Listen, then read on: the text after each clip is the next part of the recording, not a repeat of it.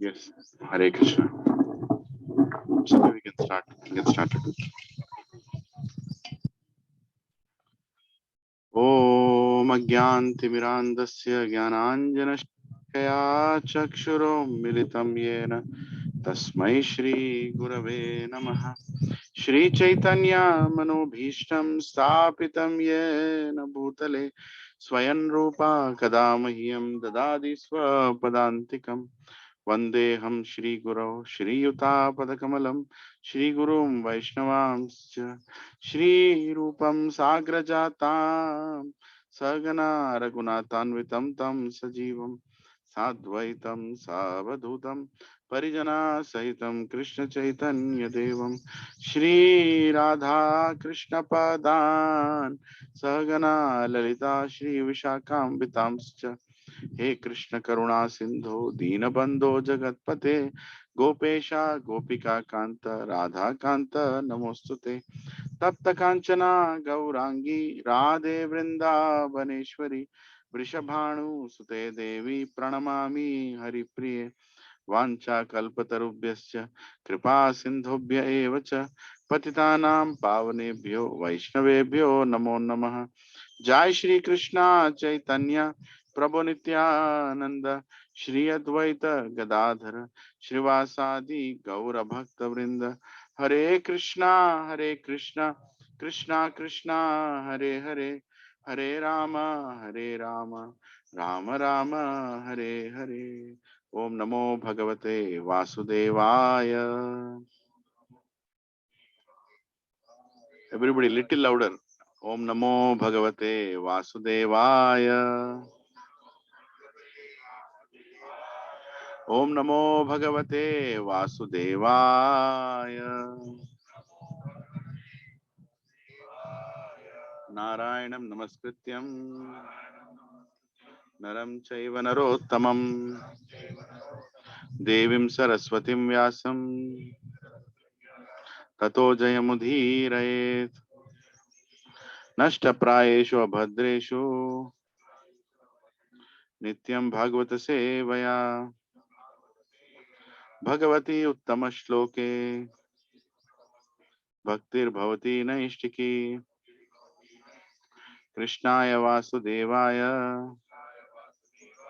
देवकी नंदनाय च नंदगोपकुमाराय गोविंदाय नमो नमः। नमः पंकजनाभाय नमः पंकजमालिने नमः पंकजनेत्राय नमस्ते पंकजांग्रे। नमो महाबदन्याय कृष्ण प्रेम प्रदायते कृष्णाय कृष्ण चैतन्य नामिने गौरत्विषे नमः। नमो ब्राह्मण्याय देवाय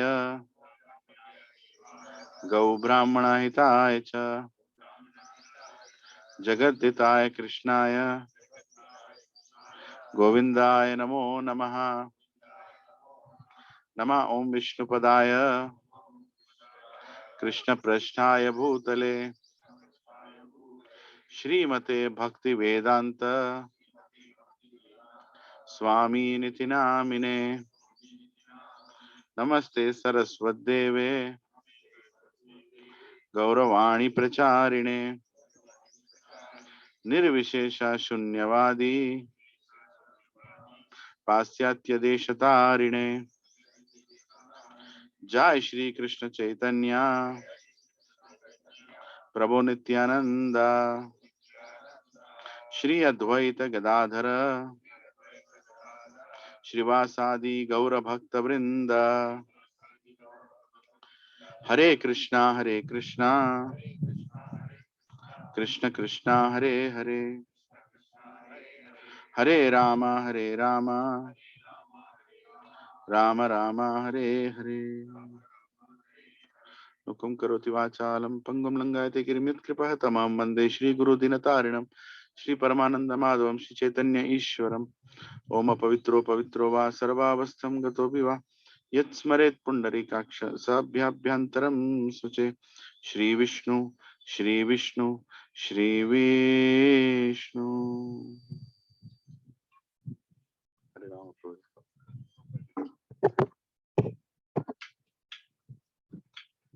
No need for claps. This prasad I'm getting. Hare Krishna.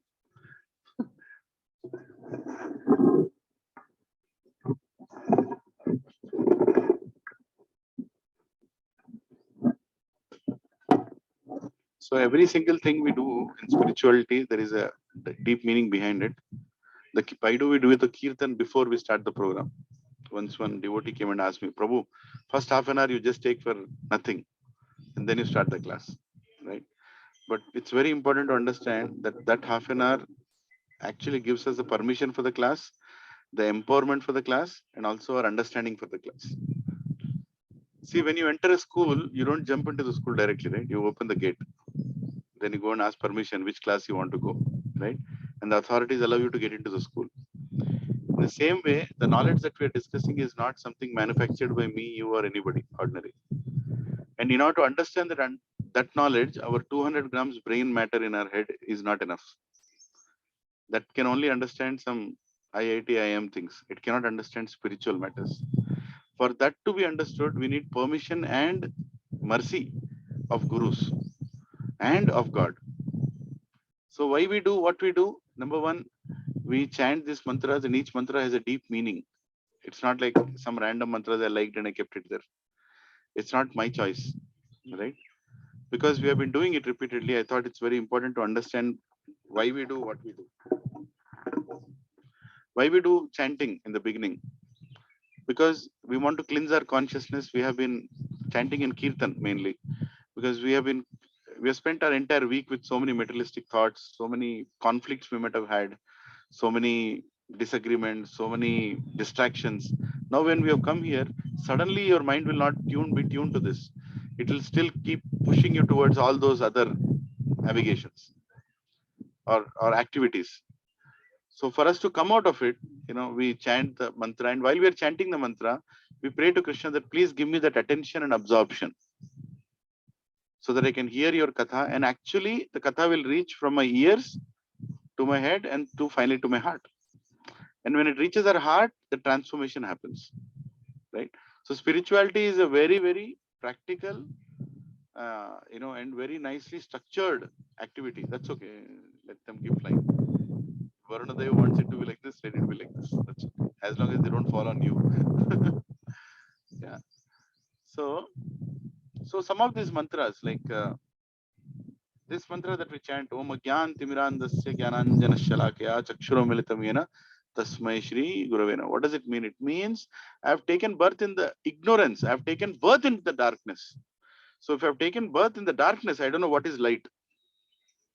It's like all of us inside our mother's womb. We don't know what is light until we came out. And Guru is the one who pulls you out of that womb and shows you the light. Right? To that Guru, I am paying my humble obeisances. And who is that Guru? Srila Prabhupada for us. And in God, in Brahma Madhva God Surum Parampara, Brahma Madhva Gaudiya Guru Parampara, which is part of Madhva Sampradaya. We are 4 Sampradayas. So here the knowledge is being propagated and coming from the Acharyas. So we take permission. And every single line, Sri Chaitanya Manobhishtam, it is Lord Chaitanya's wish that this had to be propagated. So in your Bhagavad Gita, there is a whole translation for this. So I humbly request you to read the translation. So when you're chanting these mantras, you will find some meaning behind it. It's not like we're just chanting some mantra that doesn't have any meaning behind it, right? Hey Krishna Karuna Sindho Dina Bandho Jagatpate. You are the greatest Karunamai. You give your mercy to the Dina Bandhu. Dina means the most useless people, the most less intelligent people, the most fallen people. To them you are lifting them up and giving the highest knowledge. Gopeshika Gopika Kanta. Yeah. So like that in every mantra, and one of the mantras, Vancha Kalpatarubhyascha Kripa Sindhubhya Evacha Patitanam Pavanebhyo Vaishnavabhyo. This is a very important mantra among all. Here you are saying that devotees are like, Krishna's devotees are like desire fulfilling trees. Kalpa. Right? So in their shelter, all my sins will be removed. So I take shelter of those Vaishnavas. and I bow down to the Vaishnavas before even I start the discourse, right? And I'll not go through all the mantras, but one of the mantras like Namam Vishnu Padaya here in the second in the last para, Namam Vishnu Padaya Krishna Prashtaya Bhutale Srimate Bhaktivedanta Swami. Now, who is giving this knowledge? Through whom it is coming? Bhaktivedanta Swami. Srila Prabhupada. His name is Bhaktivedanta Swami. So, Namam Vishnu Padaya Krishna Prashtaya Bhutale, one who has taken shelter of Vishnu Pada, right? And who is establishing Krishna consciousness throughout the world, Bhutale. That Bhaktivedanta Swami, I offer my pranam. Namaste Saraswat Deve Gauravani Pracharine. Who is Saraswat Deve? His Guru. Bhakti Siddhanta Saraswati Thakur. His Guru. Prabhupada's Guru. Bhaktivedanta Swami's Guru. So to him I am offering my obeisances. And what is his instruction? Srimate Namaste Saraswati Deve Gauravani Pracharine Nirvishesha Shunyavadi. Nirvishesha, meaning there is no explanation about God. Shunyavadi, there is no God. So there are two kinds of fools sitting in the world. People who think there is no God. People who think that God doesn't have any form or qualities or anything. God is like Nirakar, Nirbrahman. To such people, I am instructing you to go to the foreign countries, preach this knowledge and bring back that knowledge to India. Paschatya Deshatarine, meaning Paschatya Desh means foreign countries. Because Indians only see white skin. And that is what has taken us over before independence.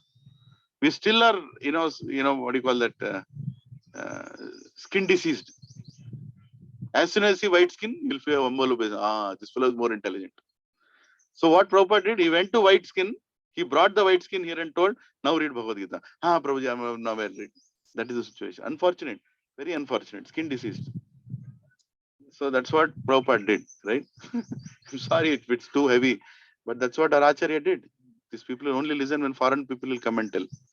And how foreign people took up Krishna consciousness? Unbelievably, they took up Krishna consciousness. They became Brahmanas, they became sannyasis, and they follow with such a staunch conviction. And they dedicate their lives without any permission. They simply say, today morning, I'm dedicating my life to Krishna. That's it. My job, my family, my properties, my parents, my relatives, keep everything aside. In that way, Westerners are very, very independent, and their independence was properly utilized in Krishna consciousness. I'm not saying that's a great thing, but that is something that helped them. Then finally, Jai Shri Krishna Chaitanya Prabhu Nityananda, Shri Advaita Gadadhar Shivasadi Gaura Bhakta. If I speak about that, I'll take 1 hour. So I'll not get too much into it. But here is Lord Shri Krishna who appeared as Chaitanya Mahaprabhu, and Lord Balaram who appeared as Nityananda Prabhu. Swayam Sankarshan appeared as Advaita Acharya. Swayam Radharani came in the mood of Gadadhar Pandit. And Narad Muni, the devotee, came in the mood of Srivas Thakur. And together they are giving us the Harinam Sankirtan. Hare Krishna, Krishna Krishna, Hare Hare, Hare Ram, Ram Ram, Hare Hare. So these are the mantras we chant, and then we start the class. Anywhere, period, no matter what happens.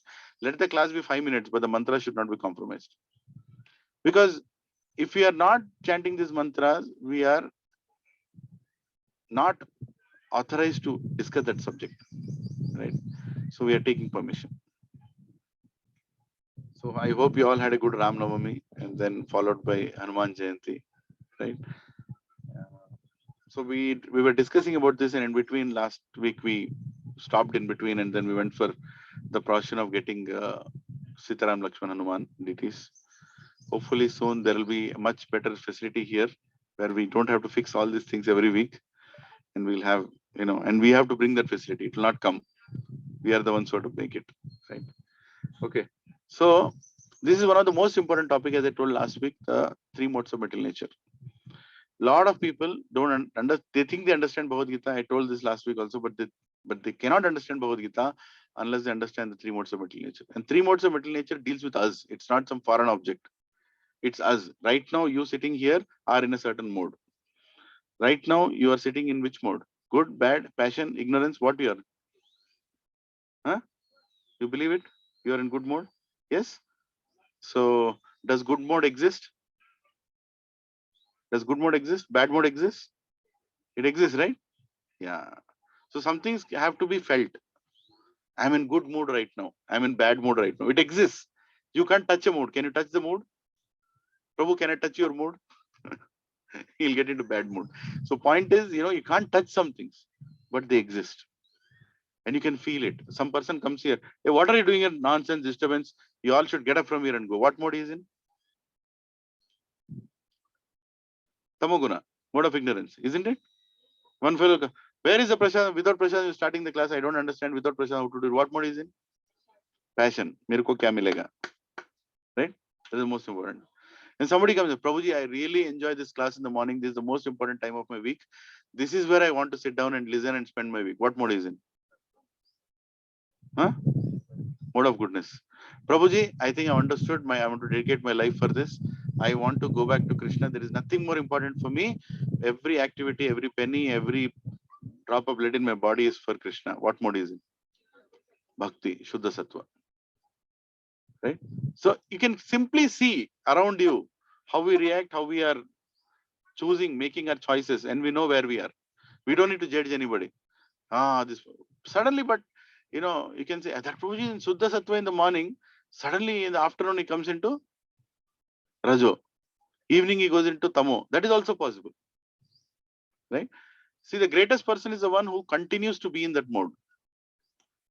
What we do is we try to increase that mode, right? We try to increase the choice throughout the day. And then we stay in that mode forever. Right? So here Lord Krishna is talking about material nature consists of these three modes. So how Durga is holding all of us, how the three, we are all, actually all our arms are right now tied with ropes, but can't see that. We can't see that. That is the beauty of being in a jail. See, if you put somebody in a jail, he'll see the bars, he'll like this, he'll stand like that. South Indian hero. I'll break the bars, I'll come outside. If you see that movies, right? But you can see the bars. But the jail here is so beautiful, you can't even see the bars. You can't even see the bars. Right? Now, how is he binding you in the bars? How is he binding in the bars? How do the bars exist? Somebody says, Prabhuji, aap aise bol rahe, I don't believe the bars exist. How many like ice cream here? Lift your hand. If ice cream bandi comes here, will you go or take or not? So you're bound by ice cream. You're bound by ice cream, right? We're all sitting here and nicely discussing about it. A small, nice, cute child comes here and immediately goes. Immediately all mata finish. What happened? That beautiful child, another bar came. Right? You're attracted to the beautiful child. Or a gorgeous looking woman will just come and sit in somewhere there. All the men will sit. What has happened? Lust. Lust is another big bar. Right? Whether agree or not, these are all existing. They're very much there. But we can't see. This is the way Durga holds all of us. She throws a choice in front of us, looking at the mode in which we are.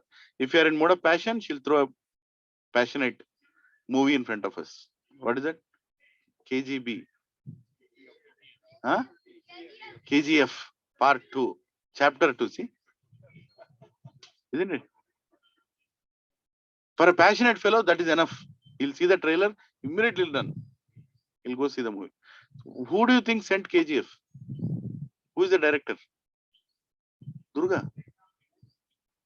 Of course, you're not getting the point. Durga is the director. Who is the director of RRR?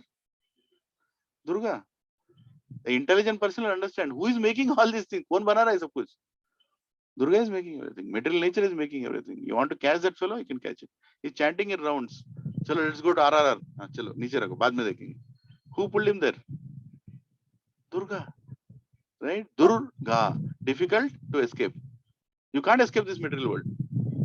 You'll determine, today I will go and attend the class. I'll pay full attention. One friend will call. Hey, chalna re. We'll meet some people. Let's go. Right? So who sent that friend? Durga. Don't think it is all happening, without a plan. Everything is happening. We will be we will be tested. Let me put it like that. So what is Durga doing? She's testing us. See, problem with Krishna is he's so humble and he's so pure and he's so merciful that as soon as we chant Krishna, immediately Krishna will say, entra. Some boy is calling for me. Immediately he wants to see. But Durga in between knows this Lilananda is an idiot. This fellow is not a devotee. So Durga is between me and Krishna. She is making sure that Krishna is not disturbed by people like me. She immediately creates a layer saying that she'll test me. Is he really shouting?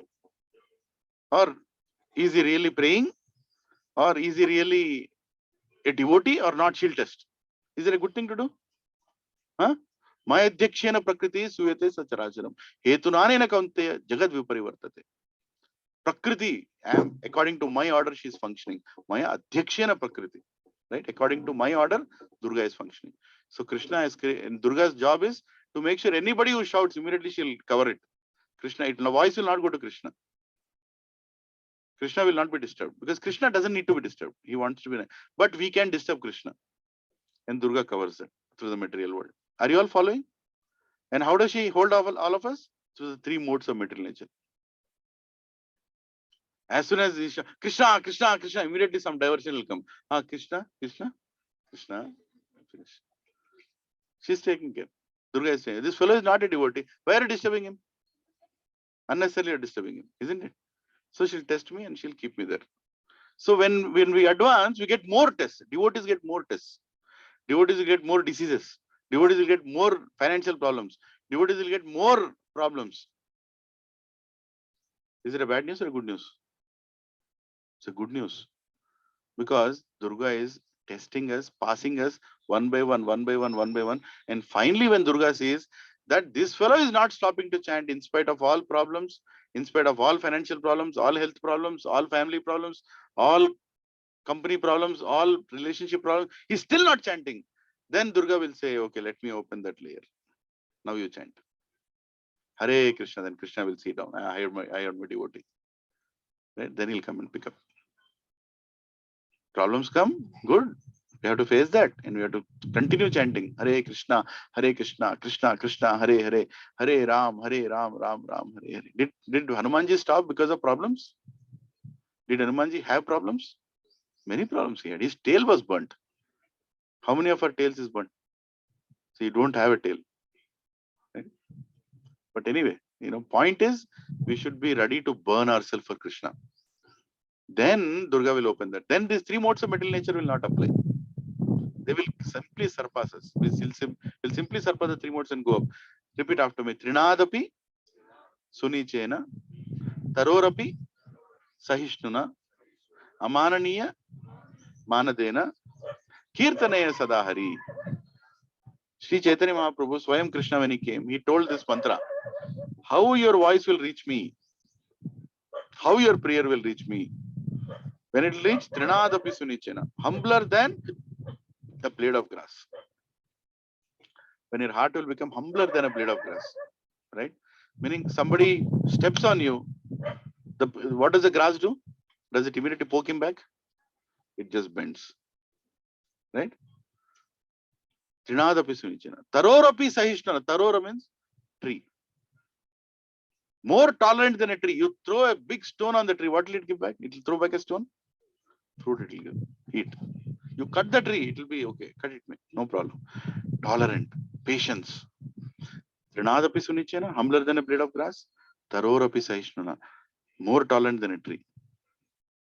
Amananiya Manadena, this is even tougher. Respect everybody. Respect everybody is very difficult, right? Respect everybody. Everybody, whether he's atheist, whether he's a devotee, whether he's see part of God in him. Respect everybody. And now next one is even difficult. Manadena. Don't expect any respect. He will not give you any respect. Nobody will give any respect. And a person who is humbler than the blade of grass, more tolerant than a tree, respects everybody and doesn't expect any respect in return. Such person, when he chants Harinam, that will directly go to Krishna. Durga will simply clear it. She'll immediately go. Let the voice go. Right? Trinadapi Sunichena, Tarorapi Sahishnuna, Amananiya Manadina, Kirtanaya Sadari. Why a lot of people who chant for 30 years, 40 years, but they don't get devotion, they're simply chanting, they're simply doing dance, simply bhajans. Because their heart has not changed. They've not become humbler than blade of grass. They have not become more tolerant than a tree. They're not respecting everybody. They're commenting on people. And they're expecting respect. See me, look at me. See how great I am. Then your chanting will not go to Kirtanaya Sadahari. Such person cannot chant Sadahari. Always he cannot chant. He'll only chant for half an hour, then he'll run away. Right? Subha Kirtan, afternoon matinee, afternoon kya? Matinee morning show. Right? Whatever. Matinee bolte. Matinee, Hare Krishna. Right? Evening drinks, रात में movie, उसके बाद गपशप, सो जाओ. What happened to that bhajan in the morning? Will it go to Krishna? Cannot go. It cannot go. You can't fool Krishna. Lot of people try to fool Krishna. Shakuni tried to fool Krishna in Mahabharata. Kya hua uska? He lifted his hands. Krishna, I can't deal with you. You are one person. He told, what do you call that? Duryodhan, you are the biggest fool. You should have asked for Krishna. You asked for his army. Right? Because if Krishna is on your side, you will definitely win. Because there is nothing that can defeat Krishna. Nobody can cheat Krishna here. You can't cheat. I can't cheat Krishna. See, we can give lecture sitting here on this stage, or sit down there and hear, or chant 100 rounds, 108 rounds, but you can't cheat Krishna. Krishna is here. Technology is here inside. Right? Full virus scanning is happening here. So you can't lie to yourself. Am I really a devotee? Am I being sincere? Am I chanting my rounds? Am I chanting with prayer? All that Krishna knows. So we can't judge anybody also. You can't simply condemn. Somebody might be laughing and chanting and walking. You can't say, he is not concentrating. No, he might be concentrating. You can't judge because Krishna inside knows. Right? So the three modes of material nature, this topic applies for people who want to live in this material world and understand this material world, the way it functions. But the person who wants to go out of this material world, go back to Krishna, this is an irrelevant subject. But it's good to know. In Bhagavad Gita, Krishna explains all these three modes for different activities, right? Explanation on the three modes. Yeah. So sometimes people, from goodness, what comes? Good knowledge comes. From mode of passion, greed comes. From mode of ignorance, foolishness comes. Krishna is explaining. Yeah. So different characteristics we already discussed. In mode of ignorance, people behave foolishly. Mode of passion, they are very much, uncontrollably. They work. They want a lot of profits. They work day and night. Too much endeavor for simple mundane things. Right? Mode of goodness, they're relatively pure. They don't commit sinful activities. And mode of pure goodness, they're always constantly in devotion, right, towards God. Like that, Krishna explains, like a worker. I don't know where we stopped last week, but in mode of ignorance, a worker disregards the spiritual injunctions. For example, a butcher sitting in a butcher shop. Is he working? He's working. Is he working for his family? He's working. But is he following the scriptural injunctions? He's not. Scriptures say that there is a circumstance in which you can kill. There is a circumstance in which you can kill. It's not like, I'm in a good mood, I'll go and kill everybody. It's not right, right? Huh? See, there is a dhania plant. A dhania plant. When you need dhania, you should pull that dhania out, isn't it? Not like, there are plants, so I'll go and remove and throw the dhanias everywhere. Sorry, I have to take this 1 minute. Hello? In class, important.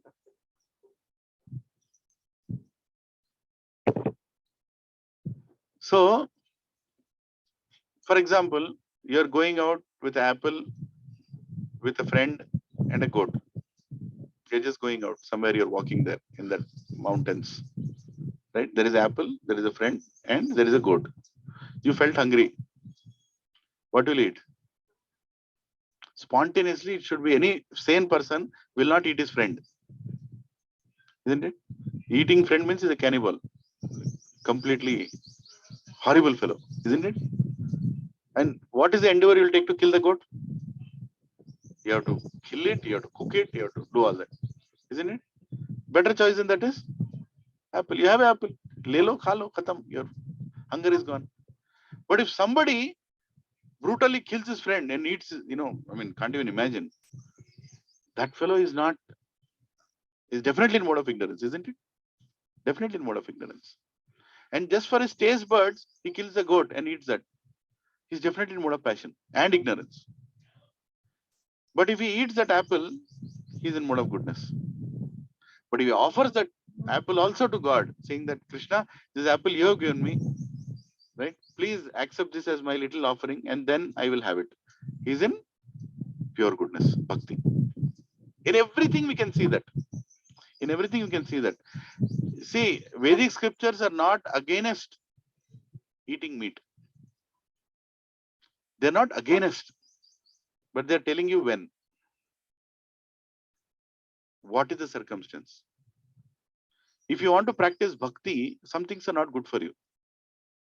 People think that, the moment people talk about religion, they say, no, ye khana band karo, wo khana band karo, ye pina band karo, ye jana band karo. Nahi.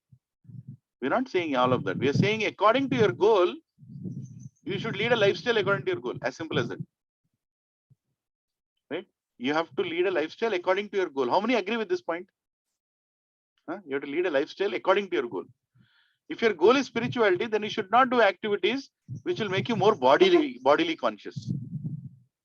Isn't it? Your eating should become very simple. Your dress should become very simple. Right? Your bodily activity should decrease. Your spiritual activity should increase. How many agree with this? Simple. Huh? Your lifestyle should be according to your goal. So if you have a lifestyle, that you want to become purely materialistic, then you will obviously want good dress, good car, good house, good, you'll focus more on that. Let me tell you. You can have a good house being a spiritual also, but you'll not focus on that only. That's not my end of it. Right? So according to that, people in the mode of ignorance, they do activities, and for them there are some scriptures which allow certain things. For example, there is a Purana called Markandeya Purana. In Markandeya Purana, it says that it allows you to eat meat. There is conditions in that. So Markandeya Purana says, if you want to eat meat, then there are 7 conditions. 7 conditions you have to pass. Very simple. You can eat meat. 7 conditions you have to pass. First condition, you should have nothing else to eat. Now we're all sitting here. Do we have anything else to eat here? Leaves you can eat. Right? Sometime prasad will come. We can eat that. So the first condition we have not passed. So what is the first condition? Nothing else to eat. Nothing else. You have no other chara. You only have that choice. You have nothing else. Okay. What is the next condition? If you have to eat meat, you only have to eat a goat. Next condition. Only goat. Is there a goat here? Can anybody get up and see? There's no goat here. So you have to find a goat now. So that fellow has to make an endeavor. He has to walk till Narsingi and try to find a goat. Is there a goat here? Goat, the goat, the goat. In between, what will happen? So he'll find some other thing to eat. He'll drop that idea. Simple, na? He'll drop that idea. Buy to go and find a goat. Let me have something. Okay. I'll tell that answer. Now, next. Okay, you have to eat a goat. Can I eat that goat wherever I find the goat immediately? No. You have to take that goat to a Chandi temple or a Kali temple. Now, where in Gachibowli is Kali temple? You tell me. You found a goat. Now you take that goat to Kali temple. किधर है Kali temple यहाँ पे? Google map डालना पड़ेगा, देखना पड़ेगा. You have to go till there. है कि नहीं? So in between that, somebody will bring a ice cream. Finish. No, Prabhu, chalo, goat ko chodo, Kali temple chodo. I'll eat the ice cream. Isn't it? Next. 4th condition. It only has to be an Amavasya day. Amma. How many days Amavasya comes? Once in a month. 30 days. That means I want to eat meat today means when can I eat meat? When is the next Amavasya? Next month, sometime. Right? So in between, my friend will send me one nice motichur laddu. Finish.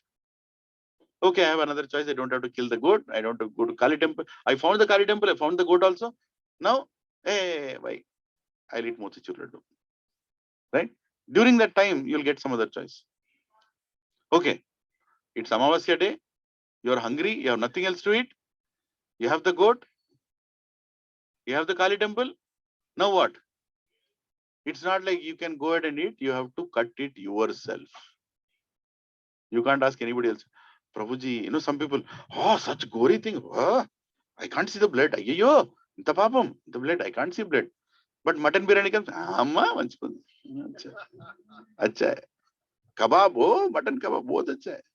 काटने को नहीं नहीं नहीं मैंने काटेगा. वो बहुत वो दुख होता है धर्म में. क्यों होता है दुख? That is hypocrisy. You want to eat, you cut, na? Cut. You want to eat? Cut. Cut its throat. And ठीक है, I'll cut. I'm very hungry, I'll cut. Sixth condition. You have to cut it in a certain way. How? You have to cut its nerve, the main nerve through which the blood is drained out. The entire blood should go out. Cut it very little, and the entire blood should go out. It should become bloodless, and it should die. Slow death, painless death. Blood is going. It is chakkar aa raha hai. It will fall, finish. It will die. Right? So these many conditions there. And then you can cut and eat. How many have patience for all this? Nobody has patience for all this. But ordering on what is that? Yamadharmaraj app? No? Huh? Swiggy, Zomato, Mastan.com. That Sneha fellow, though, he's going to burn in ashes. I don't know what Yamadharmaraj do with that Sneha. Because they're not supposed to be like that. See, scripture is saying you can do it, but there are conditions. I'll tell you one amazing thing. Same thing is copied in Islam from Markandeya Puran. Same thing. There are 7 conditions for any Muslim to eat meat. There should be nothing else to eat. He can only eat a goat. It can be on a certain day of a month. He has to take that goat to a masjid. He has to kill that goat according to a procedure. There is a procedure to sever its neck. And he has to make 7 pieces. He has to make the goat into 7 pieces. He can only take 1 piece home. Why that? Why 7 pieces? On Bakri, if you see, they distribute meat. You seen that? They'll cut it. They'll not take the whole thing. They'll give one part. You take. Why? Because somebody else might have got the boat to masjid and he's going to kill and said, no, you don't kill. I've already done. So you take this piece. Be happy. Leave that goat. Over, na? There also they are stopping. You know that you don't have to do it. And by the way, I forgot the 7th condition in Markandeya Puran. The 7th condition, finally when you have to cut, you have to say a mantra. And a lot of people don't know that there is a mantra. They think that's a word. Can you all say that mantra? Mamsa. Mamsam. Right? We say mamsam. Mamsa. What is the meaning of mamsa? Mam, me, sa, kill. Next life, you can kill me. This life, I'm sorry. I have no other choice but to eat you. In next life, you can kill me. And then you mamsa, cut. And then you can eat. And in Islam, when you finally follow all the seven procedures of finally cutting it, that meat is called halal. And we don't follow any of the 7 procedures, that is called haram. Haram meat. What they have done now? Why to speak of them? Us also. Shop laga diya. Halal meat available here. Kaun kaata? Kis liye kaata? 7 condition follow kiya? Nahi kiya. Everything is haram. What if the person is in a desert and there is no temple and only his human is what I there? Then he will die there, right? He can eat. So there are some conditions given that a warrior when he's so brutally beaten up that he is literally vomiting blood, he has to reach the destination, he's crawling on the floor, he can eat. He finds the animal, he can eat. But still he has to chant that mantra. What is that mantra? Right? Everything we are responsible. We can't use anything without responsibility. Right? So we should understand. See, science of God applies to Reddis also, Kammas, Tummas, Chowdhuris, right? Singh, Khurana, Qureshi, Mishra, Kapoor, और कितने लोग हैं? Chaturvedi. Everybody, ultimately karma applies. I can't say I'm in Reddy family. मेरे को नहीं लगेगा कर्मा, तेरे को भी लगेगा. Mamsa will also work on you also, right? So I'm a Brahmin, I'm a this, I'm a that. Arey Baba, it's your choice. It's your choice. When I actually in my life when I understood this thing, then I actually understood, yeah, that is true. Everything is universal. It can't be for one family, right? It can't be for one community, not community. It applies to everybody. So the modes of material nature, the topic applies to everybody. It's a very heavy subject. I know a lot of people. पेट पे मत मारो. प्रभु religion दो, बात करो, मंत्र बोलो, घुमाओ, अगरबत्ती घुमाओ, पेट पे मत मारो. पेट पे मारेगा, अगले संडे नहीं आएगा. मत आओ, मत आओ. अगले अगले जन्म में आओगे यहाँ पे. मैं सुना नहीं. Right? All these animals, yeah, we will become. Very clearly, Lord Krishna says, if you leave your body in the mode of ignorance, you will take birth in animal kingdom. Everything happens. There are many stories, but there is, in order to propagate certain religions, they have removed that concept wantedly, written scriptures wantedly, where they have told that human birth will only take human birth. If there is Christianity says there is no reincarnation only. You will never, there is no next life. And Islam says if there is next life, you will be human only. You cannot become an animal because they want to legalize. See, everybody has used scriptures according to their convenience. As simple as that. Even Hindus, why to speak about other religions? Even Hindus have conveniently used it according to their own agenda. But modes of material nature will not change. Durga is not going to keep quiet. You can do whatever nonsense you want to do. In that court, there is only one law. And that law is given in Bhagavad Gita, in our Puranas. Are we all clear on this? Yeah. We have to take full responsibility of our actions. So if that's why a sadhu sees somebody eating meat, he will not stop. But he'll tell him, Mamsa, your choice. Still also he continues, okay, your choice. You want to come back like that animal for some more time? Come back. But I'm intelligent. I don't want to do that. Krishna, I don't want to go around 84 lakh species. I want to go back. I want to finish this cycle of birth and death. Janma, Mrityu, Jara, Vyadhi, Dukkha, Doshanu, Darshanam. I don't want to take birth again. I want to lead a life in such a way that this is my last life. I don't come back. Very intelligent people take this decision. How many people will take the decision? Tell me. Very you need real intelligence to make the decision. Otherwise, you'll be roaming around here. Isn't it? One flat, one villa, one plot. Where is the villa? Telapur. I don't know why I say that. One Prabhu in our satsang actually bought villa in Telapur. He was hesitant to tell me. Then Guru Profession was there. Prabhu, please come. Where? Prabhu, that's okay, Prabhu. You can buy it, no problem. But that should not be your goal of life. That is not the goal of life. That's the whole process. Spirituality doesn't mean we give up material things. No, we use them in Krishna's service. Right? A devotees also go and buy, houses. They also buy villas. But what do they see in that when they're buying? What do they see? Hall kitna bada hai? Simple. Hall kitna bada hai? How many people can sit in this? 50, 100, 150?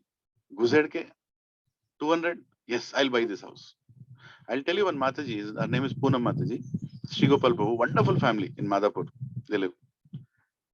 They had a choice, they had money, they had a choice of buying a big house. They bought a small house. I was like, why did you buy a small? You already have a small house. They have 2 children, they are staying with their parents, joint family. I mean, these days, family staying together is joint family. So parents and son and daughter-in-law and 2 children, 6 people, they have to live in a house. They already are living in a 3-bedroom house behind the Raheja mine space. And I told them, why don't you come this side? You'll find bigger houses or, go a little far away. It is 1500 square feet house. You can go for 1800 or at least 2000. So children also have their rooms. They are all grown up now. They just went and took another 1400 square feet flat. So, Babu, why did you buy another? And that too where? Just beside their house. I asked them, why did you buy another 1400 square feet flat? No, Prabhu, this flat, the layout is a little better than our flat. Prabhuji, but you wanted more space. I said, Prabhuji, the best part is under the basement, there is a 2500 square feet hall, which we can use whenever we want. And Prabhuji, satsang acha karenge. Full hall hai apna. Look at their heart. I was astonished. People are today looking forward to have bigger house and show 100 people how the house looks like. Their focus is only that hall. That hall is coming free. 2,500 square feet hall. That means how many people can sit? 200 people can sit. We can have nice festivals there. So it's getting ready now. So maybe we'll have some satsang there also. So people are, that is called Krishna consciousness. You're conscious towards spiritual matters. So a materialistic person can have wealth, he can have everything, but only for Krishna. Arjuna killed crores of people in the battlefield of Kurukshetra. Blood was flowing like a river. It is explained like a river. It was flowing. You can't believe that, right? How many people can stand in this 3 acres of land? कितने लोगों को खड़ा कर सकते हैं इधर? 10,000, 20,000, 1 lakh. Arjuna is to kill minimum 1 crore to 2 crore people a day. Can you imagine? What is Kurukshetra? 1 to 2 crore people a day. That was minimum.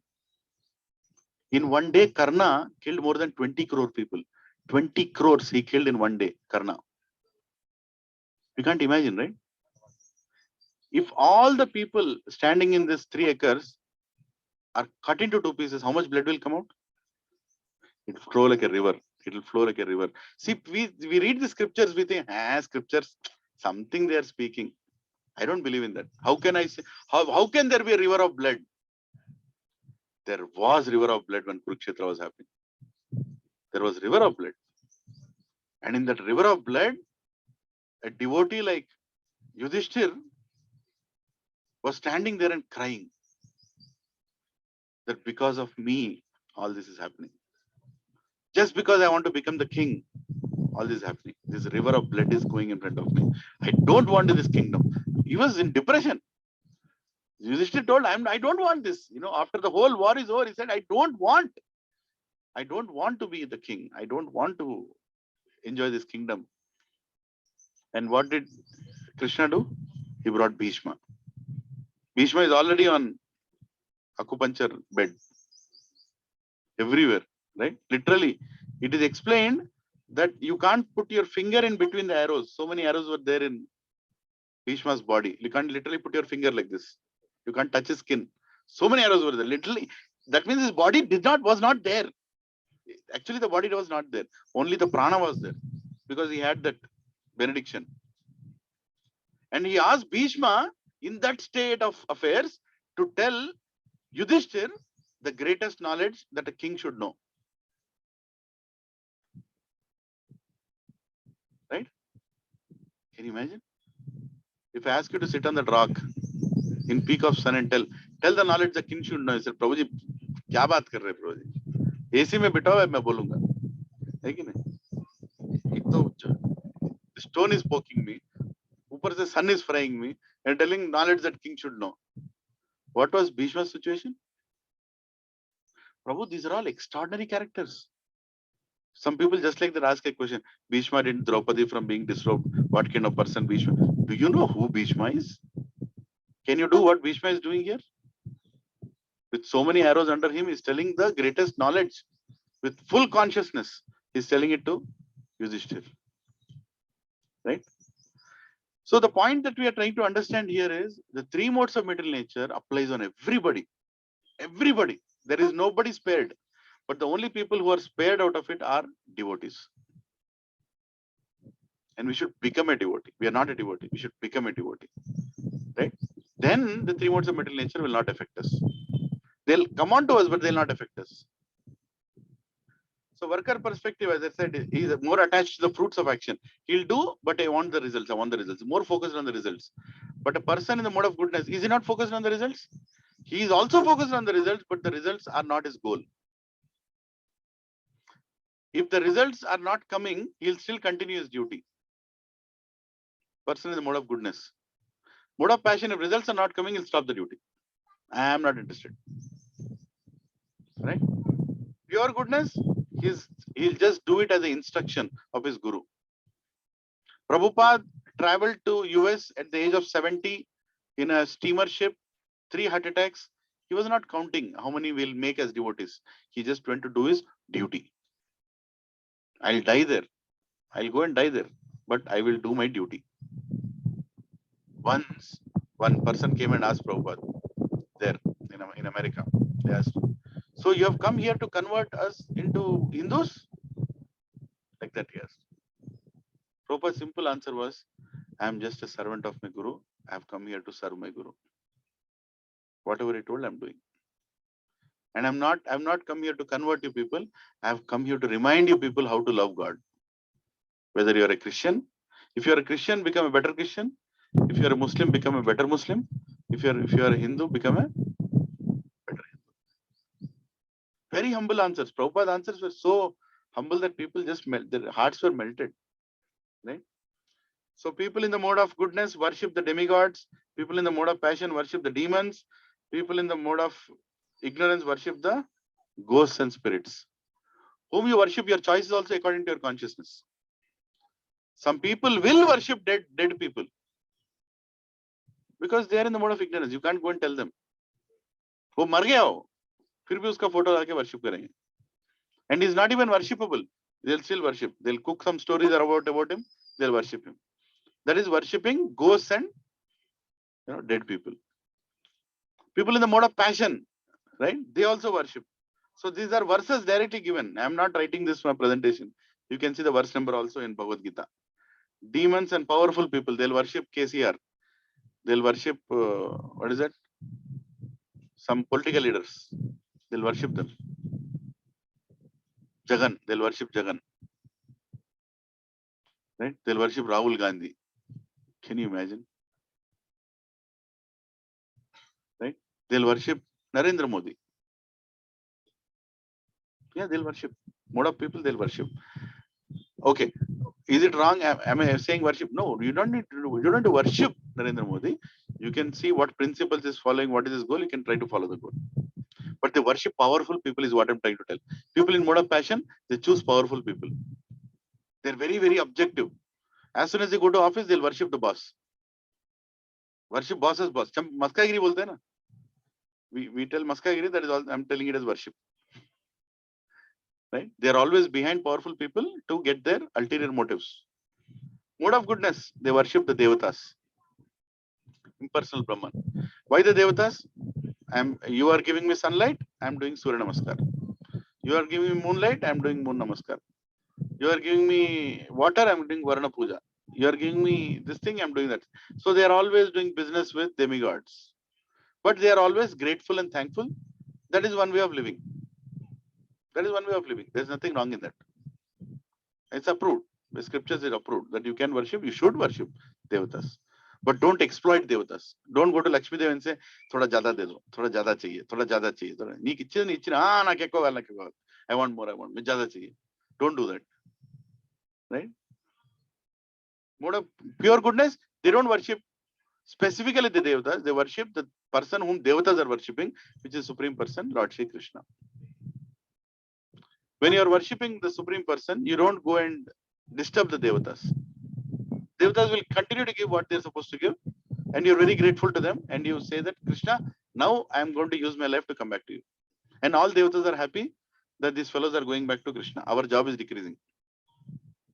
Yeah.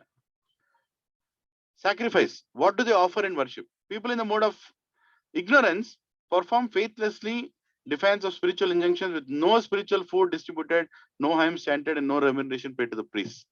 They have no respect for Brahmanas. How many people touch the Brahmana feet with devotion after the yajna is over?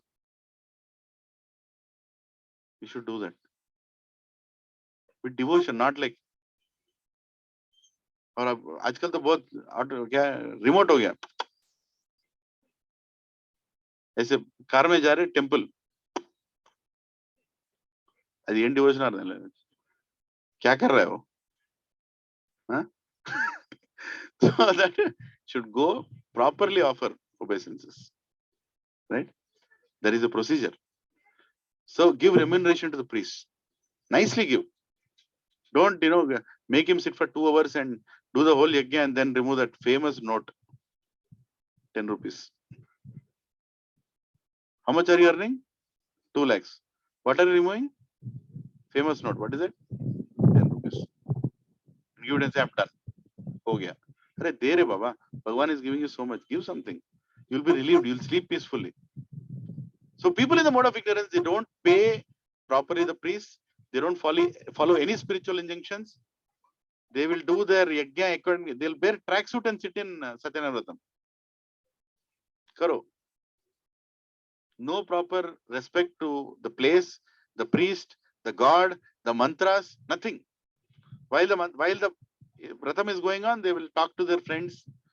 What to speak of them? Brahmana is talking to their friends. What will come out of that? Subtle satisfaction that I have done something. I've told you that iPad Vratam, right? Last week. Ignorance. People in the mode of passion perform proudly for the sake of some middleman. I am doing Chandi Homam. They'll declare, put in the papers. Whole world should know I'm doing this. Right? On one side, Chandi Homam. On one side, what is that? Patkama Puja. On other side, giving bulls for butchers. On Sankranti, what do? You worship bulls. Right? And after the Sankranti day, what this fellow will do? He'll issue a government order that bulls can be killed. Don't kill cows. You can eat bulls. These are the mode of people in mode of ignorance and passion. I'm telling you, we are very fortunate that we have live examples around us. If you only have the vision to see, you'll understand this chapter very clearly. You know, first of all, again, I told you have to see internally. Goal is not to see outside, but to see inside. What mode I am in? What mode is affecting me? People in the mode of goodness performed according to duty, as a duty, according to scriptural injunctions, and with no expectation of reward. They'll do it perfectly, nicely. They'll ask the Brahmana, sir, what all I should bring? Is this all things enough? Am I doing it correctly? At the right time? Muhurta. Muhurta. In registered marriage, is there a Muhurta? When that fellow opens office, that is Muhurta. But marriage means on a Muhurta at a particular time. You know, there is for everything, there is a, you see that I want to do it correctly, perfectly, without any disturbance, and you should give maximum benefit. Why do we see Muhurta? So the benefit comes properly. It's important. But the person who does bhakti, there is no Muhurta. Every Muhurta is Shubha Muhurta. You want to surrender to Krishna, every Muhurta is right. But still, because we are not at that level, we see Muhurta. So don't go out of this. Prabhuji told no Muhurta. No. First become a devotee. Then we'll get into a situation of no Muhurta. Right? But for pure devotees, there is no Muhurta. Yeah. See this, whatever I'm telling, I'm showing the slokas 17.11, 17.12, 17.13. So if you're sitting under a tree hearing a lecture, ask what sloka number are you speaking, Prabhu? Where are you speaking from? Very important. That way you'll not get cheated. You'll never get cheated. If you ask for the scriptural reference. If you don't ask scriptural reference, even I can have a topi, big daddy or no daddy, or I can nicely make followers. I'll get Padma Vibhushan also for speaking nonsense. Right? You can do that. But ask the scripture number, shloka number, nahi malum. Kahan se baat kar raha? Nahi malum. Is he speaking good? I'm speaking good. Is that for everybody is good? I don't know. Right? Follow what you preach and first try to become a servant before becoming a guru. Who is a perfect guru? Who is a perfect servant? When you're a perfect follower, then you can be a perfect leader. You can't be a perfect leader without being a proper follower. And our Vedic scriptures explain guru means servant of a guru. Right? And he has to follow scripture. We don't want to know what you all don't want to know what I am going to tell you. You want to know what Krishna is telling. Is that true? If I send a message saying, Hare Krishna Prabhuji, thank you. No, please, Hare Krishna, thank you. You told me already. Yeah. If possible, come for Prashad. Yes, Hare Krishna. Yeah.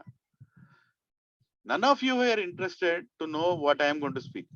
Come on. At least don't become interested. Some idiot is sitting under a tree and speaking something. Don't go there. But if you're speaking from scripture, go there. Are you all following what I'm saying? We don't need fake gurus. We need a guru who will teach from scripture. Open the book, tell the shloka number, tell what God is telling. Tell what God is telling. We don't want to know what you are telling. Somebody is going through a frustrated relationship, marriage relationship. He will tell everything according to his convenience. Is that not true? Is that Bhagavad Gita? That's husband Gita or wife Gita, not Bhagavad Gita. Isn't it? Today we are hearing so many Gitas according to what they want to tell. We don't want to know what you want to tell. We want to hear what God wants to tell. Right? So a person who is in pure goodness, he will perform sacrifice according to what Krishna says, not according to his own whimsical. Is food related to three modes? Yes, food is also related to three modes. People in the mode of ignorance, what do they eat? Tasteless. Tasteless food. Right? Stale, putrid, decomposed, unclean, cooked more than 3 hours before being eaten.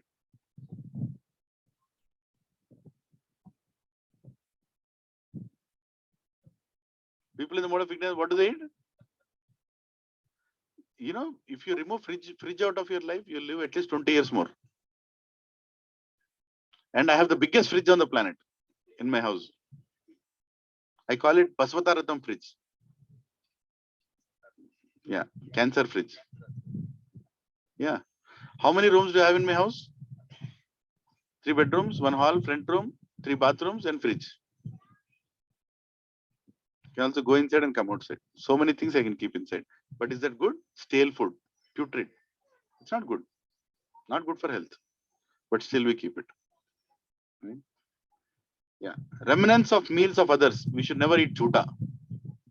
उसके plate में से उठाया प्रभु जी ले लिया नहीं never no only wife can take from husband's plate shastra allows nobody else even your children should not take from your plate I mean that becomes contaminated that's not the purity level I mean in Kali Yuga it's very difficult to explain all this you know in Satya Yuga people will understand it's very difficult you should not eat jhuta right but in Jagannath Puri you can eat Jagannath is allowing that's a different equation.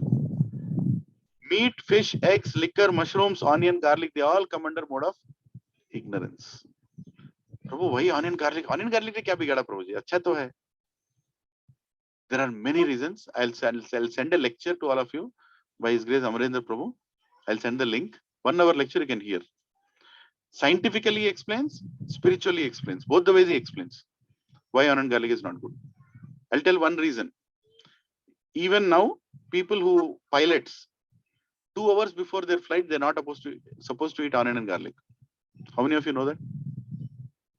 Because their ability to make sharp decisions is decreased. Meaning sharp, immediate, quick decisions, their ability decreases. According to what you eat, you become. See, if you all eat 8 o'clock here, if I serve you sambar rice with papad and then I give you lecture, what will happen to all of you? Isn't it? According to what you eat, your situation will be like that. Is that true? Same way, if you eat onion and garlic, there are some things you cannot do. There's you cannot remember mantras. And there is a spiritual reason which I'll not discuss now. I'll send that. Is it okay if I send the lecture link? You can hear it? Somebody remind me if I don't. Okay, write in the group, I'll send it. Mode of passion. Too bitter, too sour, too salty, pungent, rich, dry, hot. You know, it causes pain, distress, and disease. If you eat too hot, what will happen? It will cause disease. You eat like बहुत karam. Karam को क्या होता है English में? I don't know. Bitter? Too spicy. Too spicy. I have a devotee friend, you know, his wife, you know, Sirsha Mate, she says, she and her sister will go to vegetable market, they'll eat the chili. Waste chili. Pav kg chili they'll eat and they'll purchase 1 kg. Just to make sure it's enough bitter. Guntur, Nellur, if you go there, people are like dragons. इतना मिर्ची हाँ बोलते fire will come out. Like that they eat. Unbelievable bitterness. My God, mode of passion. Too hot. I want very hot. When three ladies are speaking, one lady says, I make such a hot tea. My husband really loves me for making hot tea. Another wife says, I literally make the tea and pour in his mouth. Hot, hot. Third wife says, I make him sit on the stove, open his mouth, put chai pata, and do then burn the fire below. Directly produce tea, he'll drink. People want hot, hot, hot. Garam, garam, garam. Mode of passion. Passionate people like that. People in mode of goodness don't like it. I mean, you can assess where do I fit. Right? People in mode of goodness. Increasing, they eat things which will increase their lifespan. Increasing longevity, purifies one's existence, gives strength, health, happiness, and satisfaction. What do they eat? Nourishing, sweet, juicy, fattening, and palatable. Milk, grains, sugar, fruits, and vegetables. They eat ghee. A lot of ghee they eat. They like to eat ghee. They like to eat butter. They like to drink milk. They like to eat juicy things, not deep fried. Simple juicy things they like to eat. They're naturally, and they like to eat it warm, not like burning hot. Warm. It should be warm. Right? Not too cold. Warm. They'll buy a mud pot and they keep water in that mud pot. They're happy with that coldness. You know what I'm saying? This is already there in our culture actually. How many have mud pots in your house? Yeah. Even in summer, it's the best thing, Whatever, how much ever rich you might be, ultimately the best right temperature water in summer you'll get from mud pot only. Right? And people in more, in pure goodness, Shuddha Sattva, they eat prasad. That which is offered to God. One is it should be offerable. The other day we had a Ram Navami function in one community that Mataji told specifically, only bring things which are allowed. We also got some onion pakoras. Also got some this, I don't know what all, but it's okay. We didn't eat it, but we kept them aside. Some things are not offerable to God. And whatever is not offerable to God, I will not eat. That is bhakti. And whatever I told, sloka number 17.7, 17.8, 17.9, 17.10. You all have Bhagavad Gita, you can open, see the sloka number, you can exactly find the reference. Okay? So somebody says tomorrow, I don't believe in all this. Which scripture is saying? What will you do? 17th chapter, 7, 8, 9, 10. They are talking about food. Bhagavad Gita is talking about food. What is your problem? Either you say that you believe Bhagavad Gita or you agree that you don't believe Bhagavad Gita. You can't tell that I follow Bhagavad Gita and you don't agree with what is given in Bhagavad Gita. And is Krishna forcing that you should only eat vegetables? Is he forcing? Is Krishna forcing that you should only eat warm things? No. He is just saying, Arjuna, the people in the mode of passion eat like this. The people in the mode of ignorance eat like this. Vedic scriptures never impose things. They give us choices. And as humans, we make the choices. We don't, declare fatwa. मेरे को अच्छा लगे इसको मार दो खत्म. Or this area should not eat this. We don't do that. We say this is the choice. Here is the choice. You can make your choice. Either you go up or you go down. You can go down and get 2 extra legs. You can go up and get 2 extra hands. It's up to you. If you go to Vishnuloka, what will happen?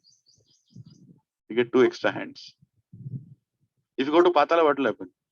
You get 2 extra legs. Up to us. Everything is our choice, right? Can charity be bad? Is charity also in mode of goodness, passion, ignorance? Prabhuji, I gave charity, Prabhuji. What is the problem? When I was coming back from US, my sister, she told me, I love you. I said, I know you love me, but tell me what you want. Bring 2 label, red, black, blue. For your Jiju. For my husband. Lekar aao. Maine launga. Hey, you love your Jiju. I love my Jiju, but I'll not bring that nonsense. I'll not bring. What is wrong? It's good thing, you should give. Is that good charity? It's not good charity. It's charity in the mode of ignorance, right? Something which will cause harm to him.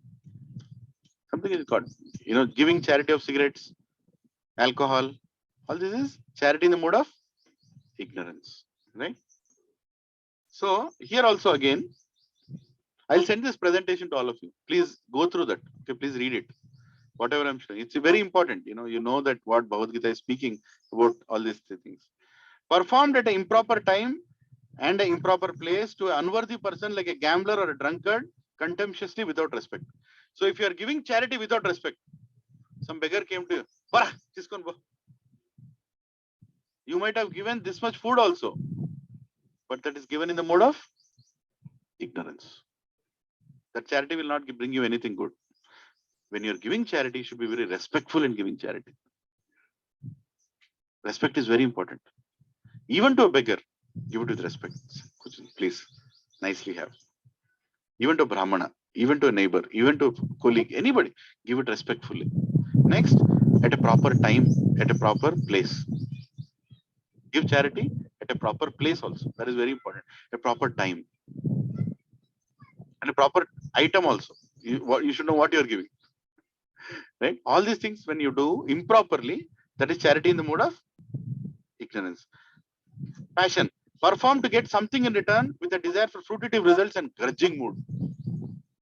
You're not you're like, I want something back, that kind of charity. Or you announce the whole world that I've done this. Whole world.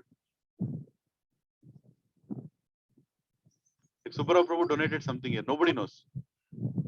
Nobody knows. He'll not tell anybody. He donated. Telling you, or somebody gives something good for this place.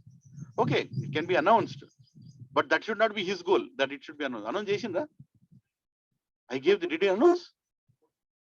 Photograph also. Right? I have to be the center of focus. You announced here. Did you not announce there also? Probably can you go and announce there also? That is the problem. Too much expectation, too much. Mode of charity in the mode of passion. Charity in the mode of goodness. Performed as a duty at a proper time and place to the worthy person with no expectation of material returns. To a worthy person, very important. Don't give money to unworthy people. What is the greatest charity? Shastradan. Giving more than Annadan, Shastradan. Meaning giving knowledge. Is the greatest charity. Buy Bhagavad Gitas and give it to the whole village. Greatest charity. Sit down and tell that Bhagavad Gita knowledge to the whole village. Even greater charity. Charity of your time. For the right purpose. Right? Distribute Prashadam. Great charity. Like that. So, in pure goodness, perform for the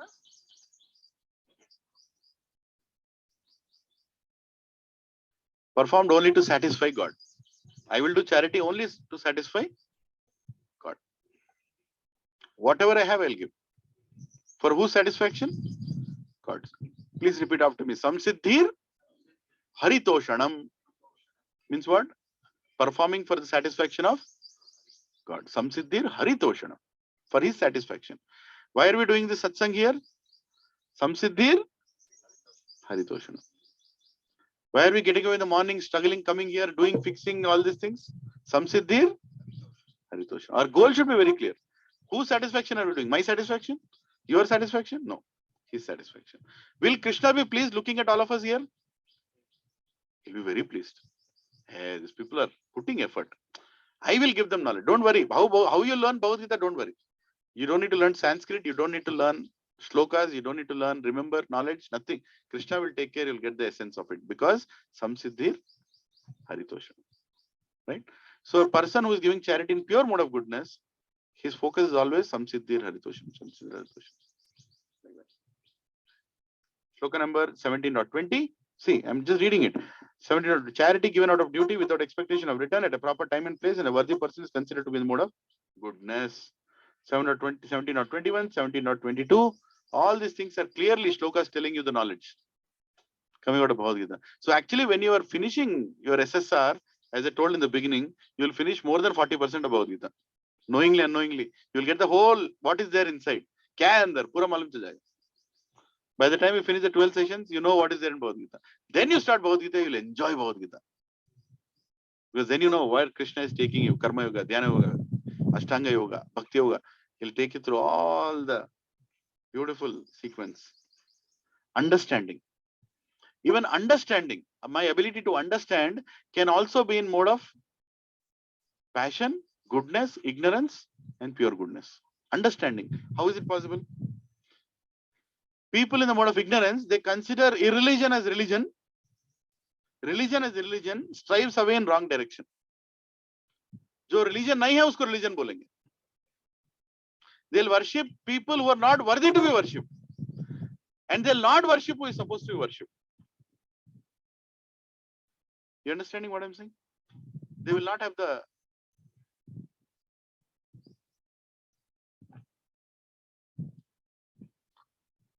Is it wrong worshipping everybody? No, it's not wrong. But worshipping, considering everybody is same, is wrong. Am I clear on this? Is it wrong respecting everybody? No. But considering everybody should be equally respected, there is a problem. Because they don't expect like that. That is a problem. Hanumanji does not want to be respected like Ram. Agree with that? Huh? Am I saying anything wrong? Hanumanji does not want to be respected like Ram. So if you keep Hanumanji here, Ram here, and both of them you are doing the same puja, will Hanumanji like it? He will not like. How many agree with this? I mean, you can disagree also, but we can discuss. Are you understanding what I'm saying? Respect also has to be according to how the opposite party wants to be respected. That's very, very important. You can't say that I'll blanketly respect everybody same way. No, that is why it is worship according to the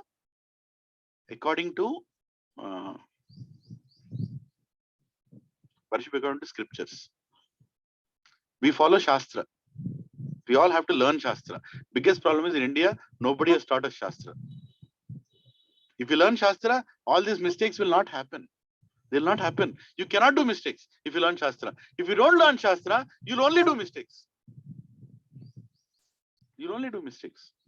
You cannot do, you should not do something because that is disrespectful to opposite person.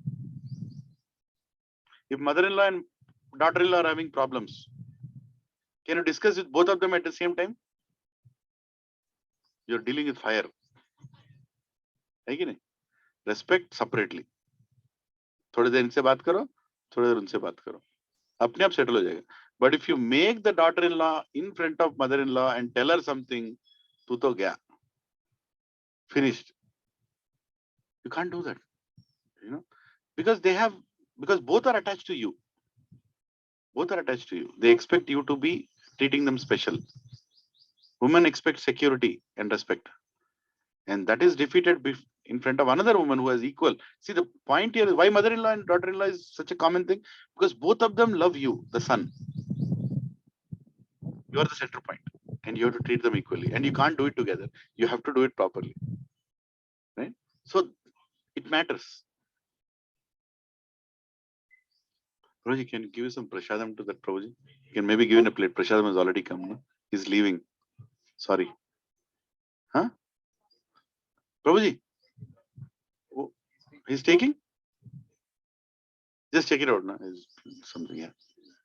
Yeah. Huh? So, what was I saying? Respect in the right mode. Right? Understanding. Considering irreligion as religion, religion as irreligion. When you go to a temple, somebody is pulling a Rath Yatra, somebody is doing something, you should allow the priest to function according to his way, because he is doing according to scripture. You can't suddenly go and do whatever you want. Actually, Ganesh Puja should not be done like that. It's a wrong thing. There is a procedure to do Ganesh Puja. But you think Ganesh is happy? He's not happy. Whatever nonsense you do is tolerating. ప్రతి సంవత్సరం చంపుతున్నారు నన్ను. Right? All nonsense you are keeping and doing, making Ganesh sit there. But he's tolerant. He's a Vaishnav. Ganesh is a Vaishnav. He'll tolerate. Can just something they're doing, let them do. But will Krishna like it? Krishna will not like it. Will Shivji like it?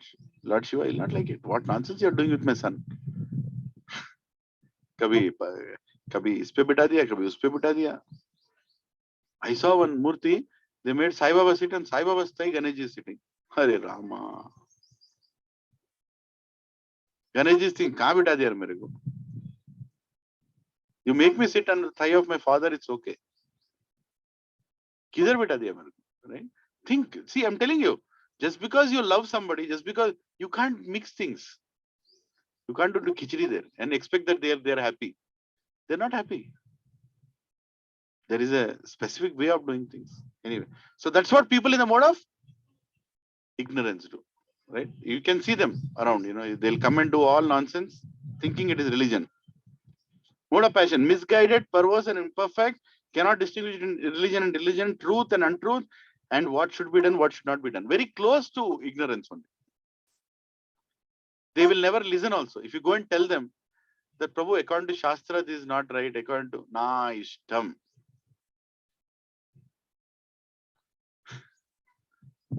Prabhuji, this will not fetch you good results.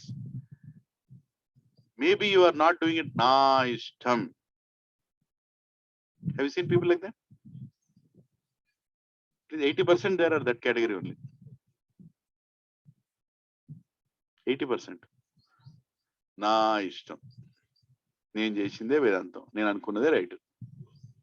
I don't want to understand from any Brahmana. I don't want to understand. There is a Brahmana also nor మూసుకొని చేస్తున్నారు. Tell me whom to worship, I'll worship. Same mantra, mudra, tantra, everything they'll do. Anybody you keep, they'll worship there. They're scared. Mode of goodness. Intelligently discriminates under scriptural direction between what is to be done, what not is to be done, what is to be feared and not to be feared, and what is liberating and what is binding. Very, very clear they have knowledge because they're doing as per scriptures. If you want a good husband, you should worship Parvati. You want a good wife, you should worship Lord Shiva. You want a good body, good complexion, Ashwini Kumaras. I'm going to tell a whole list now. The whole laundry list is there. This devata, whole list is there, top to bottom. Your eyebrows are not functioning properly, Nimi. You don't need to go to LV Prasad. There is a devata called Nimi. Worship him, your eyebrows will become nice. Eyelids will become normal. Not eyebrows, sorry. So there is a devata for everything. There is a whole functioning, all scientific universe. So you want to do that, mode of goodness, people do that. They go to each devata. Monday, one devata, Tuesday, one devata, Wednesday, Friday, full business. Pure goodness. I will only go to Krishna and I'll not ask for anything. I'll only ask for one thing. How can I serve you? How can I become your devotee? What did Hanumanji ask from Ram? Salary, stipend, benedictions, Ashtasiddhi. In Hanuman Chalisa we sing, right? Ashtasiddhi. After that, and what does it mean? What is he saying? Don't give me that. That is nonsense. Ashtasiddhi. That's a big diversion for me, Lord Ram. I want to become your servant and serve you. Don't give me Ashtasiddhi. Ashtasiddhi means what? What are the Ashtasiddhis? To become smaller than the smallest, to become larger than the largest, to walk in the air, right? To influence anybody, completely can influence, to get whatever you want. There are like siddhis, you can get that. Hanuman is saying, nahi chahiye, mujhe nahi chahiye, mujhe sirf tumhara seva chahiye. That is pure devotion. That is people in the mode of pure goodness do. Are we following what we are discussing? Yeah. Renunciation, tyag. मैं सब छोड़ दिया. Look at that cat. I don't know. I give up. Or one fellow is sleeping on, on what do you call that? Bed of nails with no clothes. I am renounced. Is renunciation good? It is good. good. Renunciation means tyagam.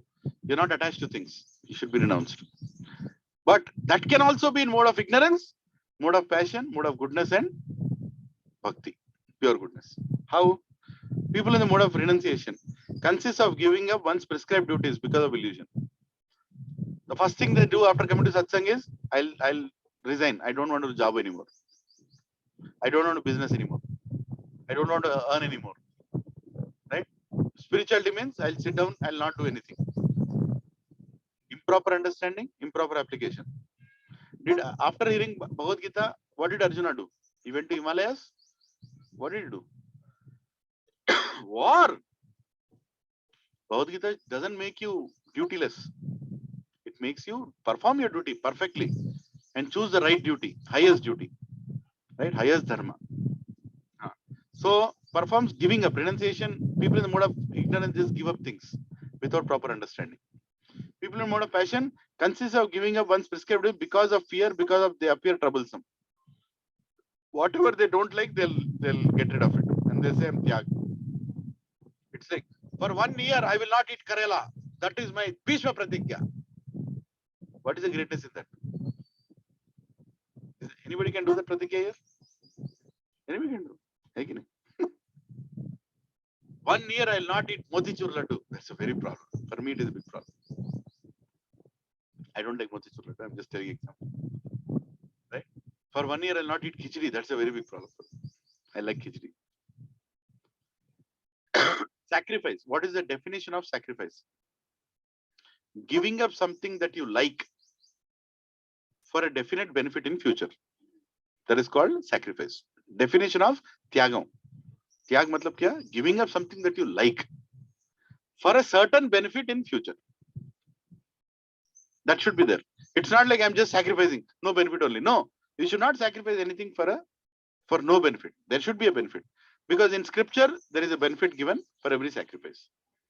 If you perform Ekadashi, Vrat, every 15 days, you don't eat grain, you only eat fruits or little water, maintain that upavas, that fellow got a Nobel Prize, saying that your age span will increase.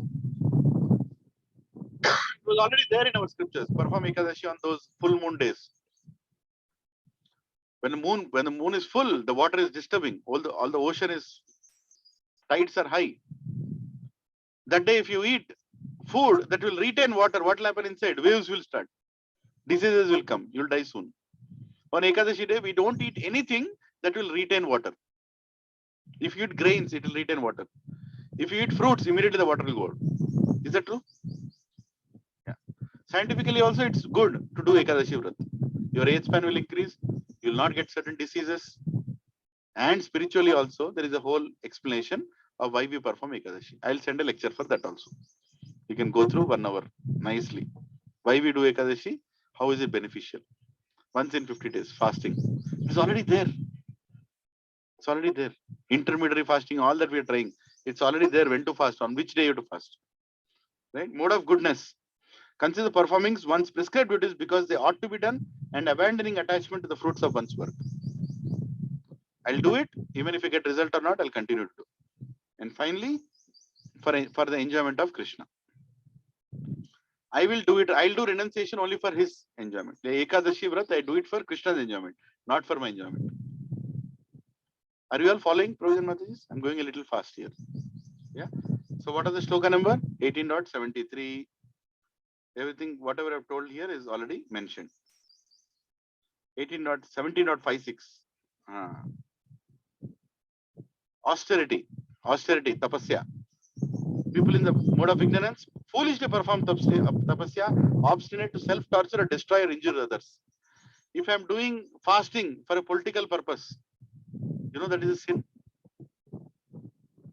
You can't do fasting on other days. You should not.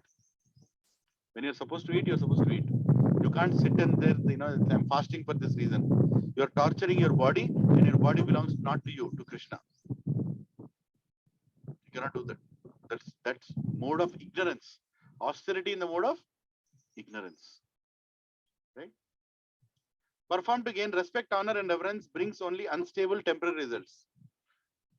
Right? They perform it only for result-oriented passion. Goodness performed with faith without desire for one's material benefit includes bodily speech, mental austerities. I will not speak bad.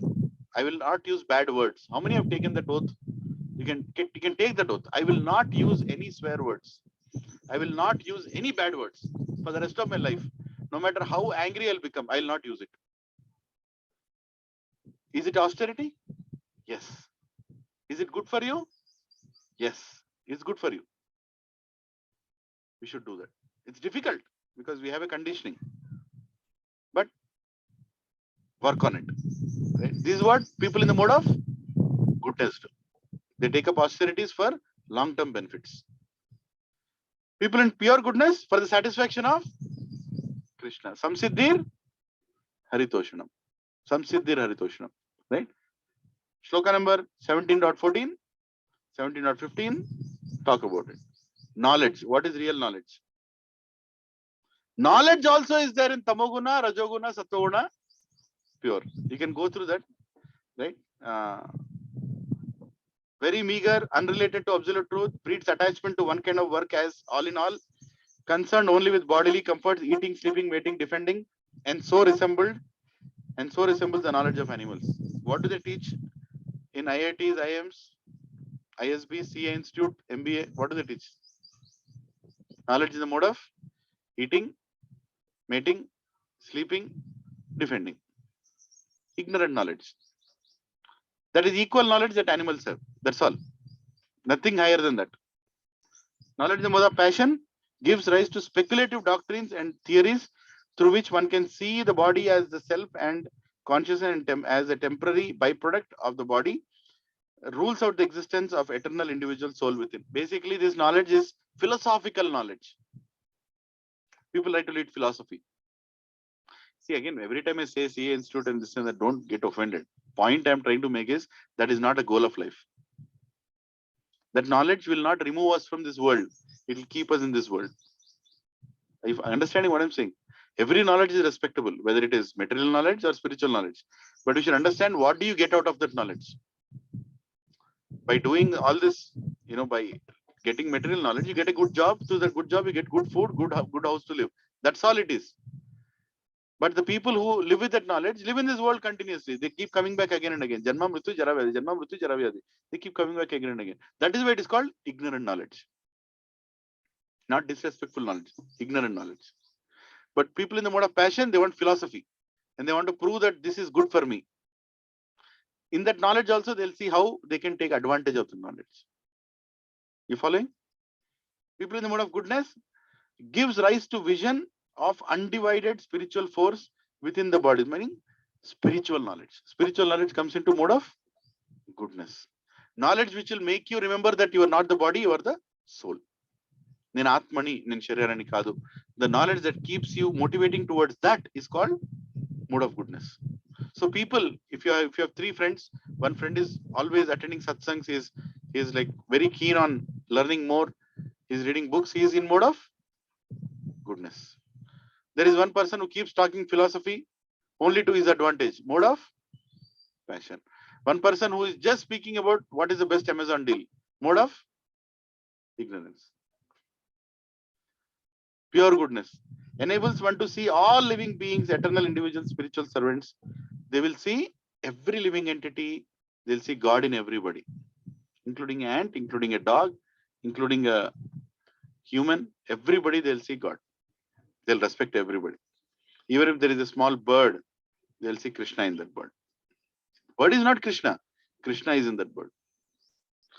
Right? What is that? Shloka? Pandita Samadarshina. The Pandita means the one who sees everybody equally. Meaning he sees the God in everybody. It's called Pandita Samadarshina. Say Pandita Samadarshina. Yes. Yeah. 14.16. The result of pious action is pure and is said to be in mode of goodness. Action, behavior during action. Right? This is also there. In action also, people in mode of ignorance, irresponsible actions, violent actions, distressing to others, performed in illusion without consideration of scriptures, and causes future bondage and consequences. Whatever they do have karmic results. They keep doing it, and they're very expert in insulting others. People in the mode of ignorance.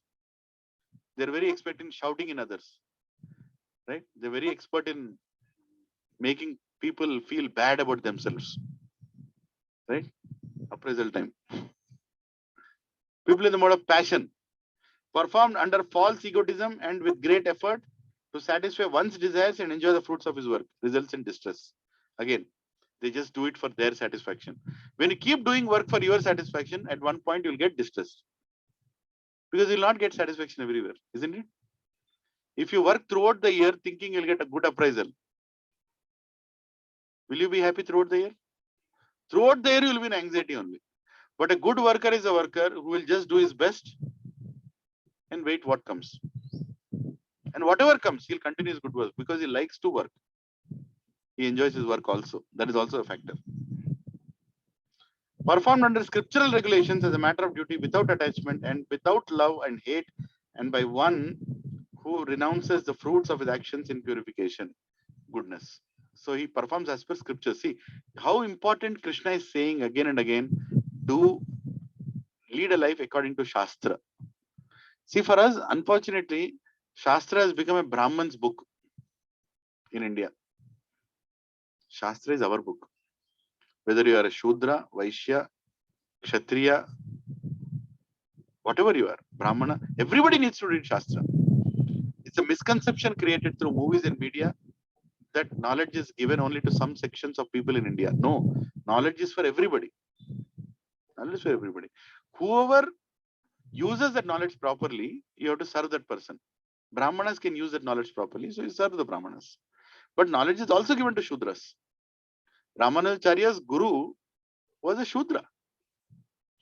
You know that? Ramanujacharya is a great Ramanujacharya, right? Statue of equality we have. Who was his guru? Kanchipurna. And Kanchipurna was a Shudra. And Ramanujacharya would say, Kanchipurna, you have the greatest. How many years have gone to Varadaraj temple? You know Varadaraj temple in Tamil Nadu? Yeah. Varadaraj will be standing like this all the time giving var. So people always go, Varadaraj, please, sanctioned. And can I tell a story? 5 minutes? Too much philosophy. Let's get a small story. Right? Yeah.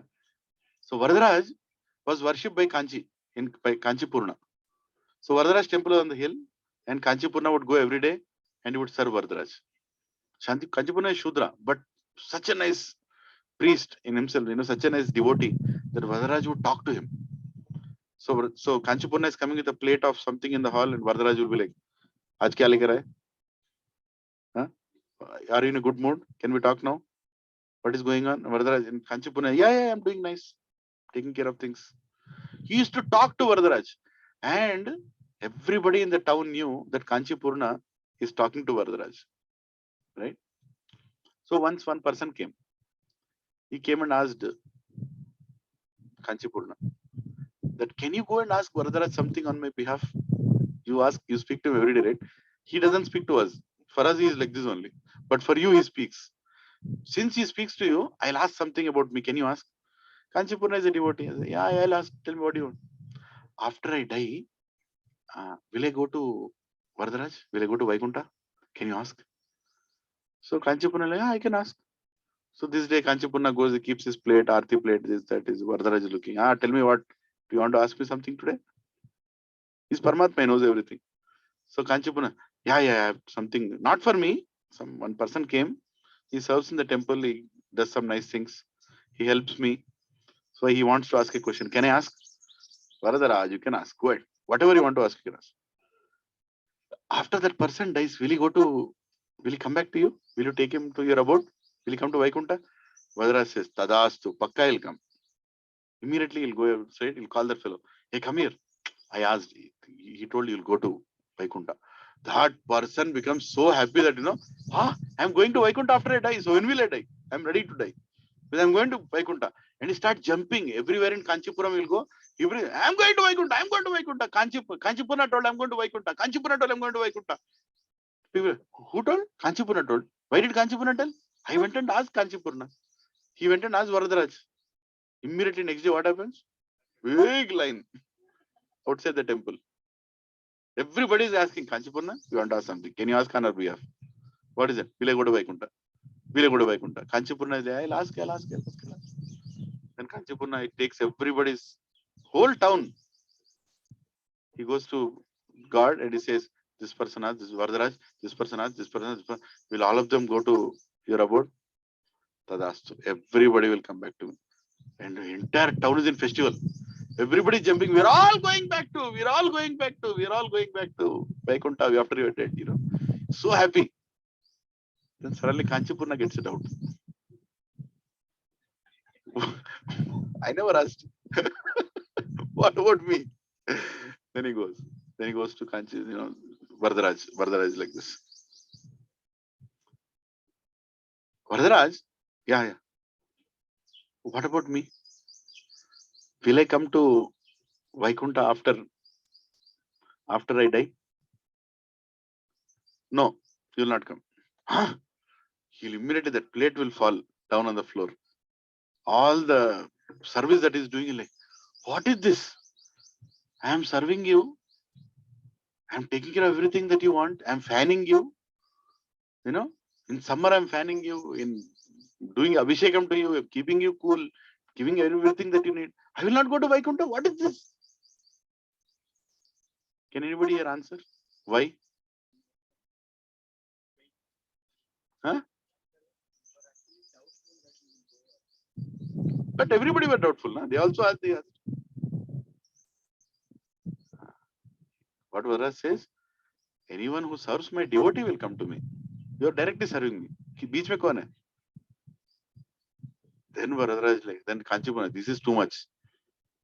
And nobody told me this. Immediately runs to Goshtipurna. I think there is another devotee. Becomes a servant in his house without knowledge.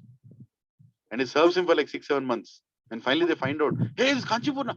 Sure, Kanchipurna is serving in her house like a servant. Then they ask, why are you doing this? And Varadaraj told.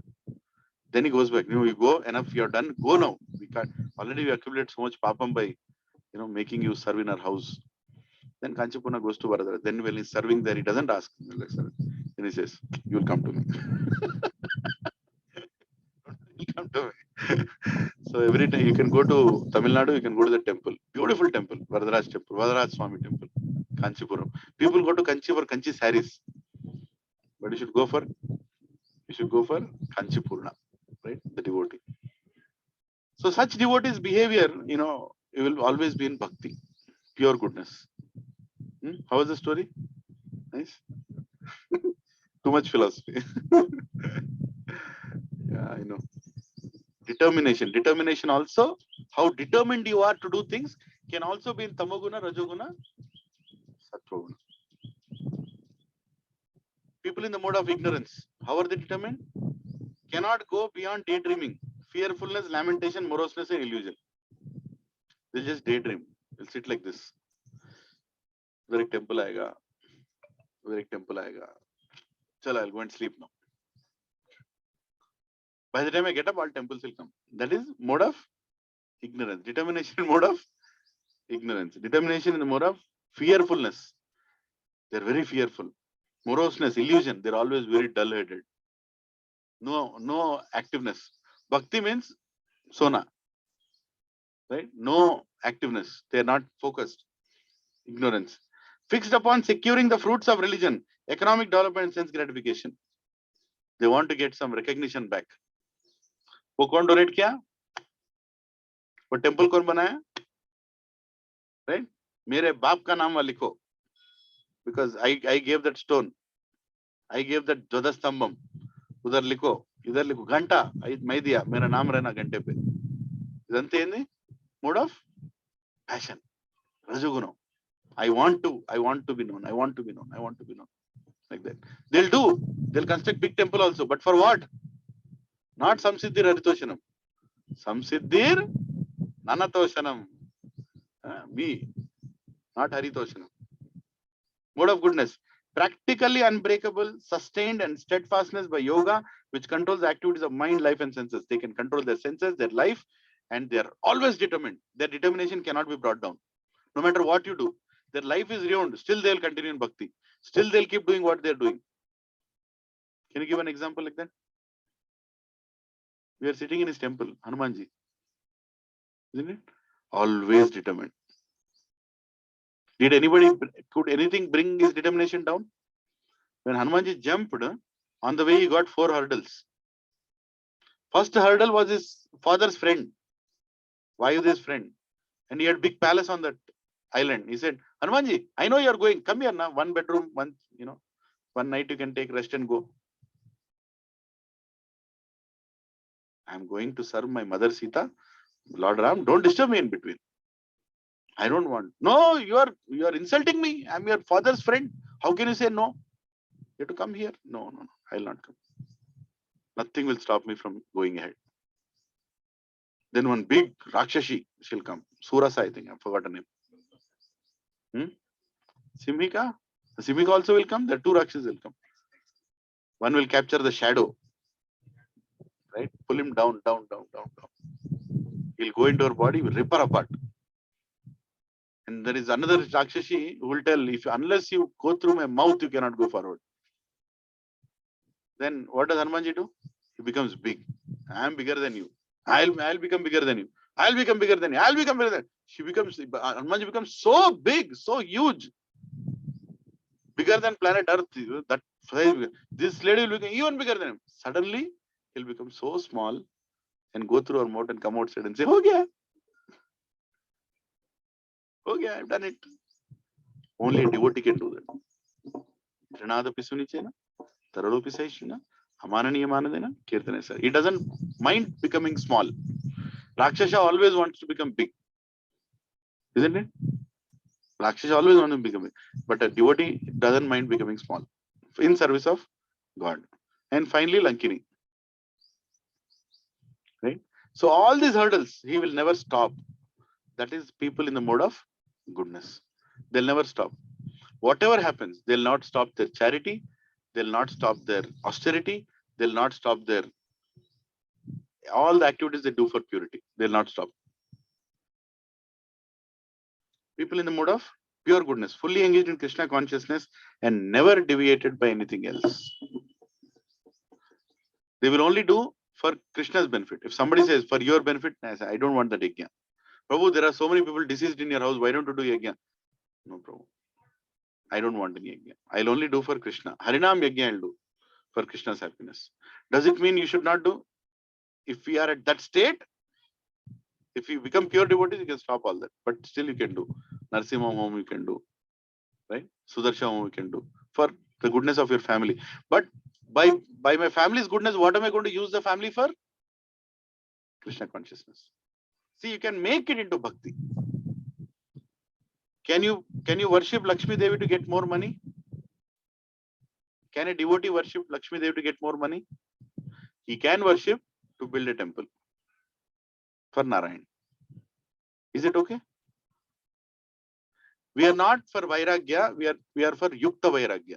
Can you all say Yukta Vairagya? We are not behind Vairagya. Double bed the shivering we are not that characters. We will take money. Once one person went and told Prabhupada, how much money you need? Prabhupada told, I want all the world's money because I want to use it for Krishna. Do we need money? Yes, we need money for Krishna. Start a business, earn 100 crores. No problem. Earn 100 crores. Use that 100 crores to make a 100 crore temple here. That is bhakti. Following?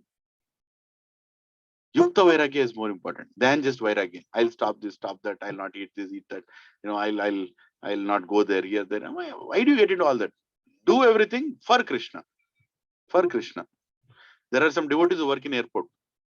Lovesh Prabhu, earlier Lalit Mohan Prabhu, they used to work in airport. You know what they do in airport? Whenever they see a devotee, they go and give prasadam. Somebody is transiting. Some sannyasi is transiting through Hyderabad. There is a flight delay. 4 hours is sitting in the airport. Immediately they'll cook. They'll call their wife. Make ready when devotee has come. Immediately they'll go home, get that prasadam, give it to them. Utilizing their opportunity in service of devotees. And they're very happy with that. Right? Yukta Vairagya. Remember this principle of Yukta Vairagya. Very unique for Vaishnavas. We are not We are not against using material things. I'm not against using mic. I'm not against using webcam. I'm not against using laptop. I'll use science in service of God. I'll not use science to reject God.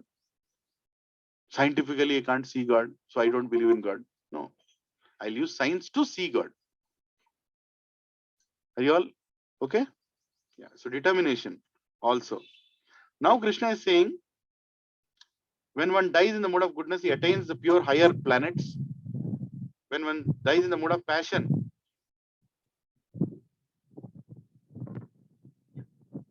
when one dies in the mode of passion, it takes birth among those engaged in fruitive activities in Gachibowli, Madhapur, Narsingi.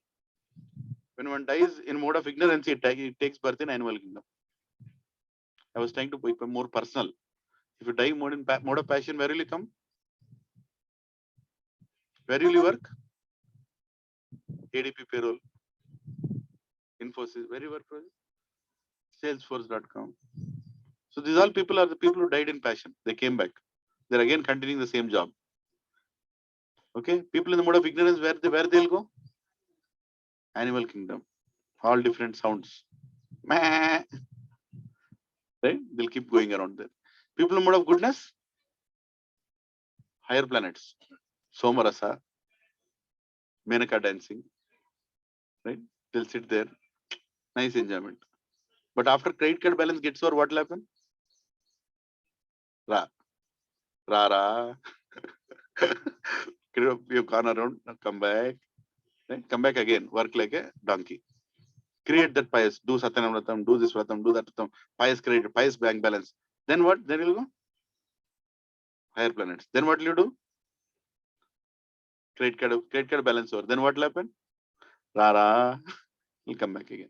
So people in the mode of goodness keep rotating, but they have better enjoyment, kind of enjoyment, but they keep rotating. Right?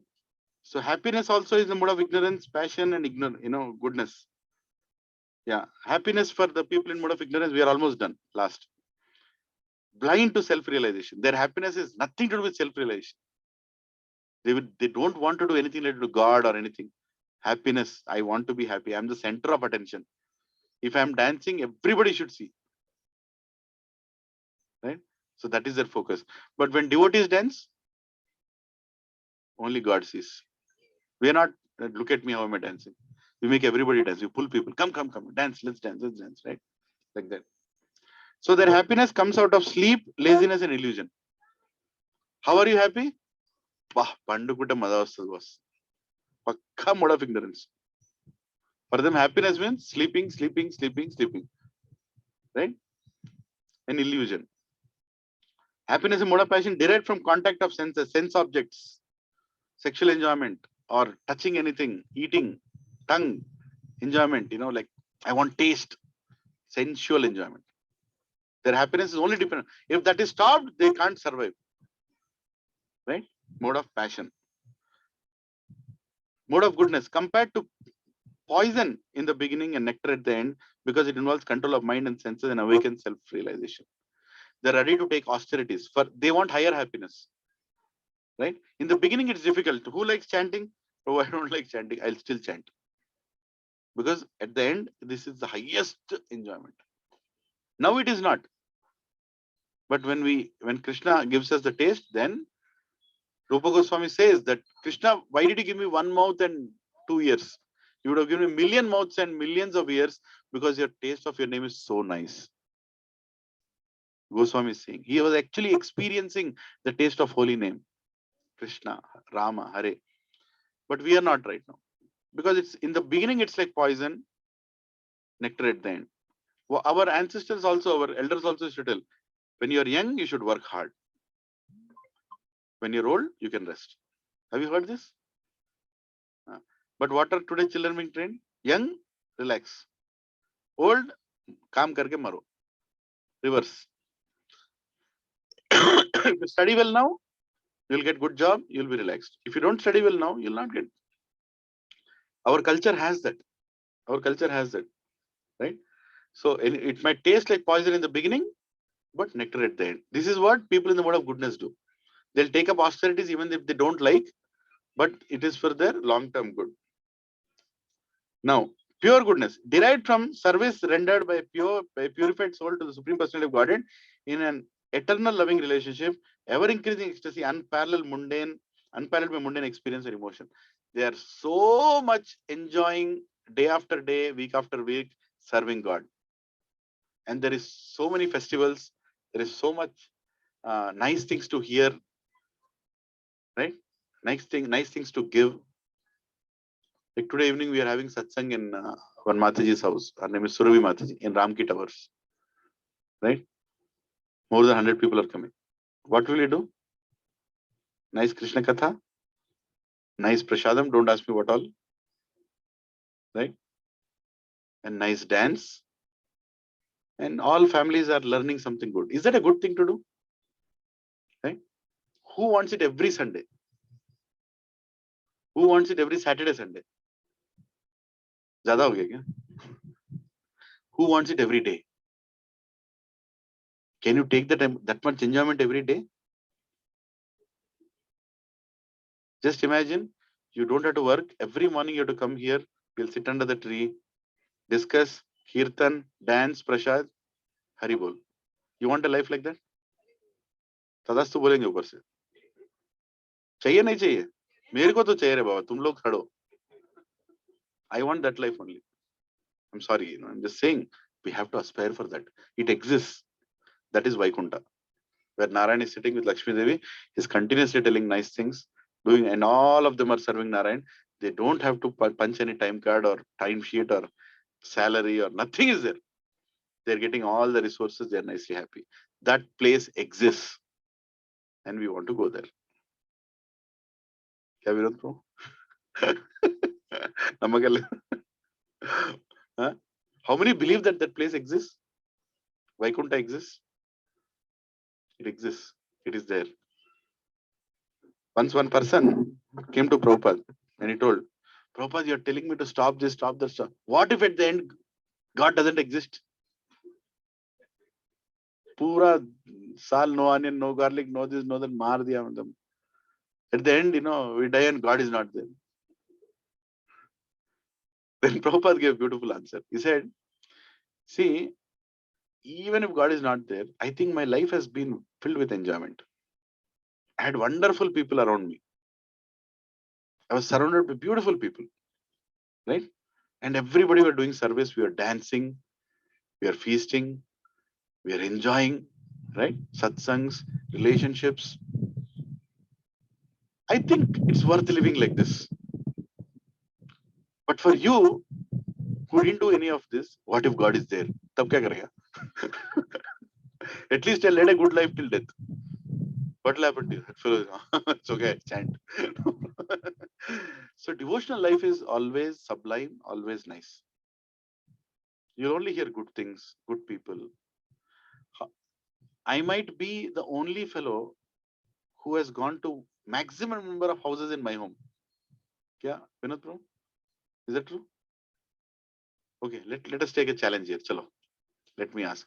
Who has eaten in more than one house, except your house, in anybody else's house in my home? Avatar. Lift your hand. Who has eaten in two houses in my home, Avatar? 3 houses. You've gone to their house, they respectfully treated you, and you had prasadam in their house. 3 houses? 4? 5? 6? 7? 8? I have eaten in 14 houses. 14 houses took the risk of allowing me inside. And a blissful, Prabhuji also invited me to these houses, right? That is the beauty of satsang. Is that nice? Right? In devotional life, you actually enjoy life with Krishna. With Krishna, you enjoy life. You take Krishna everywhere. Nice. Hari bol, hari bol, hari bol. Right? Everybody is nice to you. Nobody speaks ill words. Nobody speaks bad about you. Nobody thinks bad about you. And you also don't think bad about anybody. Right? Who used the amphitheater here? Hari bol. Apan log use kiya hai ki nahi, bro? So nice every morning, amphitheater. Same setup with amphitheater. So nice. So life is very good with devotion. Without devotion, kya hai? Kuch bhi nahi hai. Destination after death. Where do ignorant people go? The hellish world is an animal world. Animal world, we know. What is hellish world? Amazon, Microsoft. Mode of passion. The Association of Fruitivity Workers on Earth Planets. Again, companies, Infosys, Wipro, all they fit in there. Passion. I want to come back and work, come back and work, come back and work. बोलते हैं ना, I'll make properties before I die for my grandchildren. They all fit in this category. I am the doer, just do it. Nike. The mode of passion. They all fall here. They keep doing it, dying, doing it, dying, doing it, dying. Do you want to do that? Next life, 3 apartments in Aparna. Next life, okay, we'll go to Telapur. Villa in Telapur. Right? Next life, 2 more apartments here. Who wants that goal of life? Anybody here? Huh? Just finish that. Some people have that goal. They all fit in mode of passion. Mode of goodness. Heavenly planets. I want to go to heaven. How many here want to go to heaven? Ramba, Urvashi, Menaka. Credit card balance. Then come back. Who want to do that? It's more torturing, right? How many people really enjoy vacation in Mauritius? If I give you 7 days to go to Mauritius, in your busy work schedule, you took 7 days vacation, you went to Mauritius. Do you think you'll really enjoy Mauritius? From the day you landed there, you'll start counting days. Is that true? When will it get over? Abba, Malli Gachiboli. Mauritius to Gachiboli. Come back and work like a donkey. Westerners, what do? They work like a donkey. They go on 1 month vacation. Again, what do they go back and do? Donkey work. Right? Have you heard of our ancestors taking vacations? Our ancestors never took vacation this because their life itself was vacation. Their routine itself was so satisfying, they never needed a vacation. They never need a vacation. All festivals, Deepavali, Sankranti, Ugadi, right? Dasara, Ram Navami, Krishnashtami. Festival. Every other 2 months, they are preparing for the festival.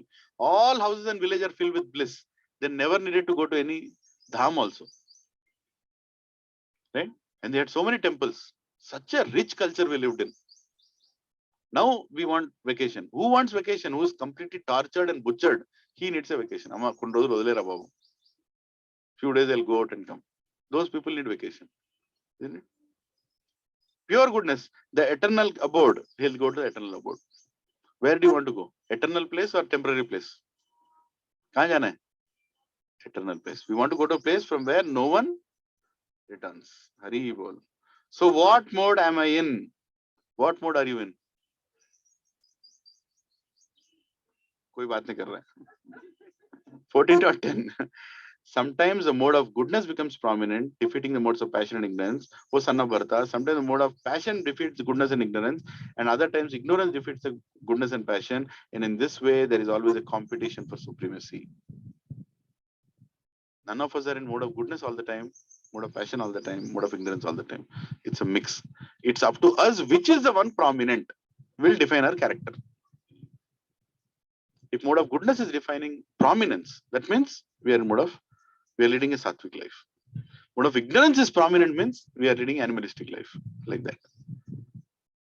And Krishna gives a very nice final conclusion. So what is the best mode? What is the best mode? Goodness, passion, or ignorance? Actually, all 3 are a problem because all 3 will keep you in this world.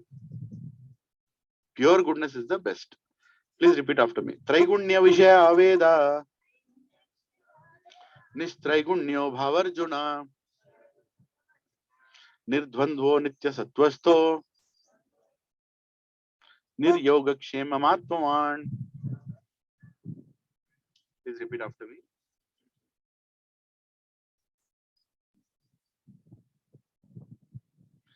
The Vedas deal mainly with the subject of the 3 modes of mental nature. O Arjuna, become transcendental to these 3 modes. Be free from all dualities and from all anxieties for gain and safety, and be established in the self. So before the war, why is this part of Bhagavad Gita? Before the war, Krishna is telling Arjuna, Don't do war to come into goodness. Don't do war to become a saint. Don't do war to take your revenge, passion, and ignorance. Don't do war to kill people. Do war for my satisfaction, Krishna's satisfaction. Right? Do your duty for God's satisfaction.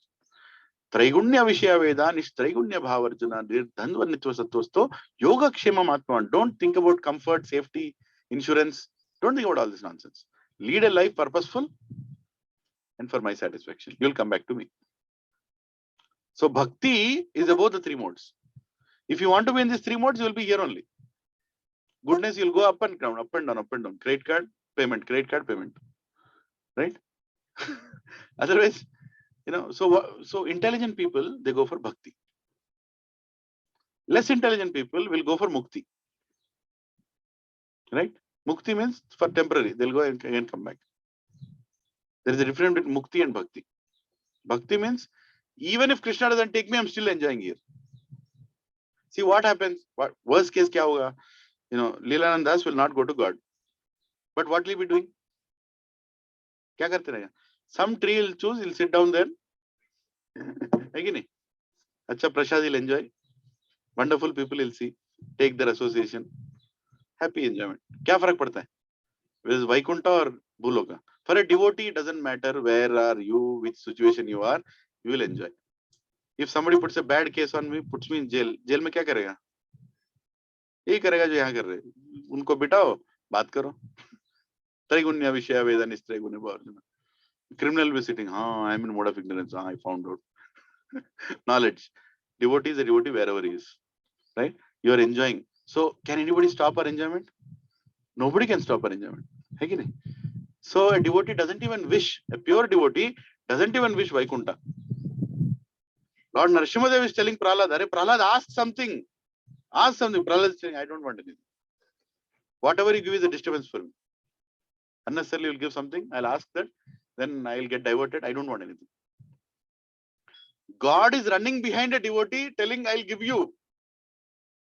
Liberation is standing at his doorstep. Mukti. People ask, Mukti or Mukti or Mukti. Mukti is standing at our doorstep asking, please take me. And devotee is like, time nahi. I don't have time. I don't want Mukti.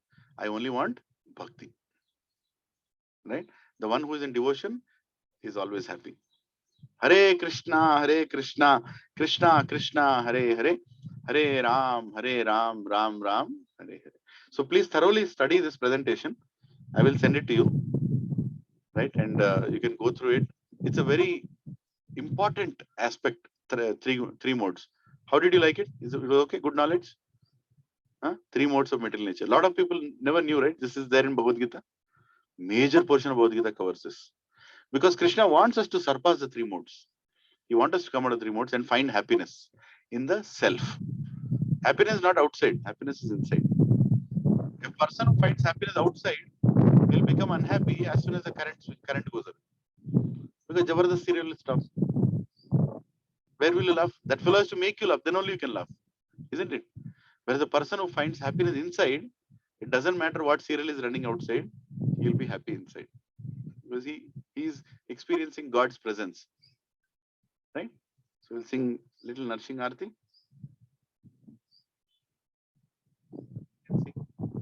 Yes, you have a question?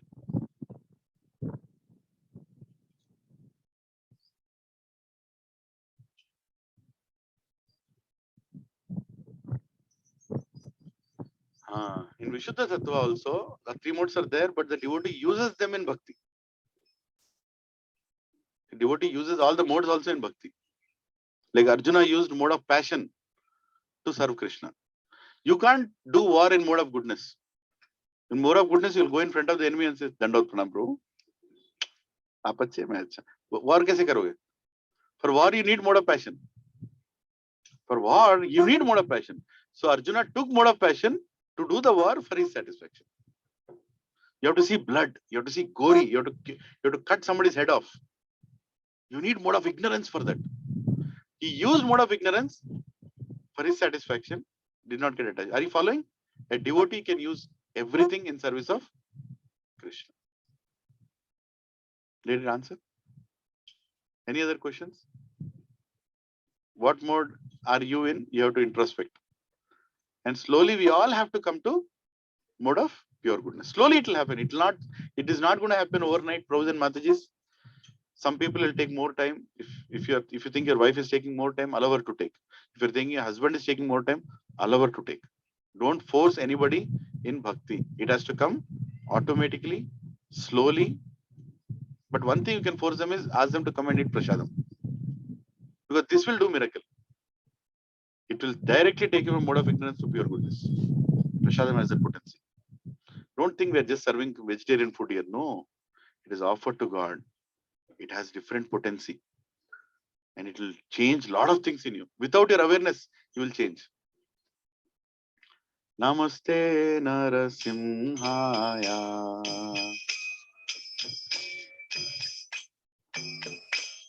Prahaladalaadaine.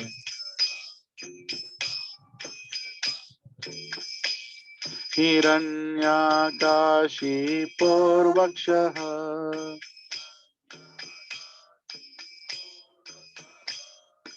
Chilatankanakalaye.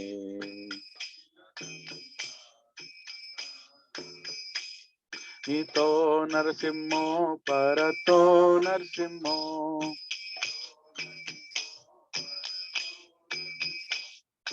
Yato Yato Yahami Tato Narasimho.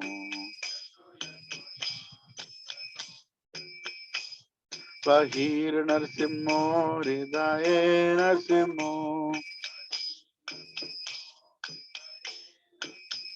Nara Singhamadhim Sharanam Prapadye.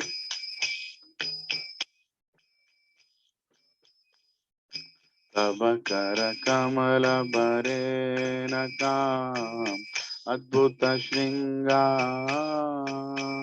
Dalita Hiranyakashipu Tanu Brungam Keshabhadrata Narahari Rupa Jai Jagadisha Hare Jai Jagadisha Hare Jaya Jagadisha Hare Tavakara Kamala Bare Nakam Adbhuta Shringa Dalita Hiranyakashipu Tanu Bringa Keshavadrita Narahari Rupa Jai Jagadisha Hare Jai Jagadisha Hare Jai Jagadisha Hare Jaya Narasimha Dev Narasimha Dev Narasimha Dev Jaya Narasimha Dev.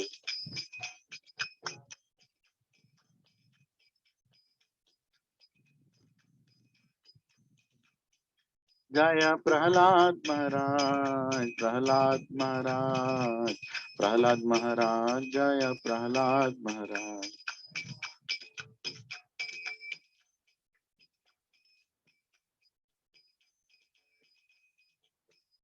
Jaya Jaya Prabhupada, Prabhupada, Prabhupada, Jai Jai Prabhupada.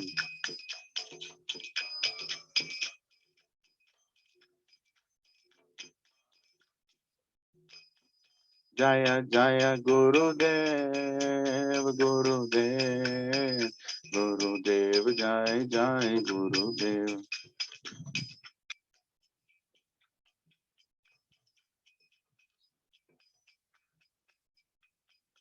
Nitai Gaura Hari Bol, Hari Bol, Hari Bol, Nitai Gaura Hari Bol.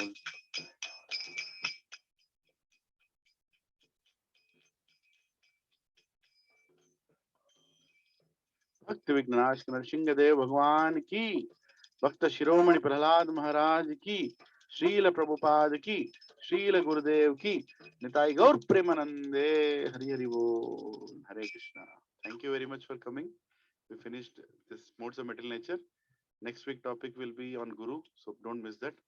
who is a guru, how can you find the right guru, and so many other things, right? So it will only get more and more deeper subject matters we'll get into. So Hare Krishna, thank you. Please accept Prashadam before you leave. Hare Krishna.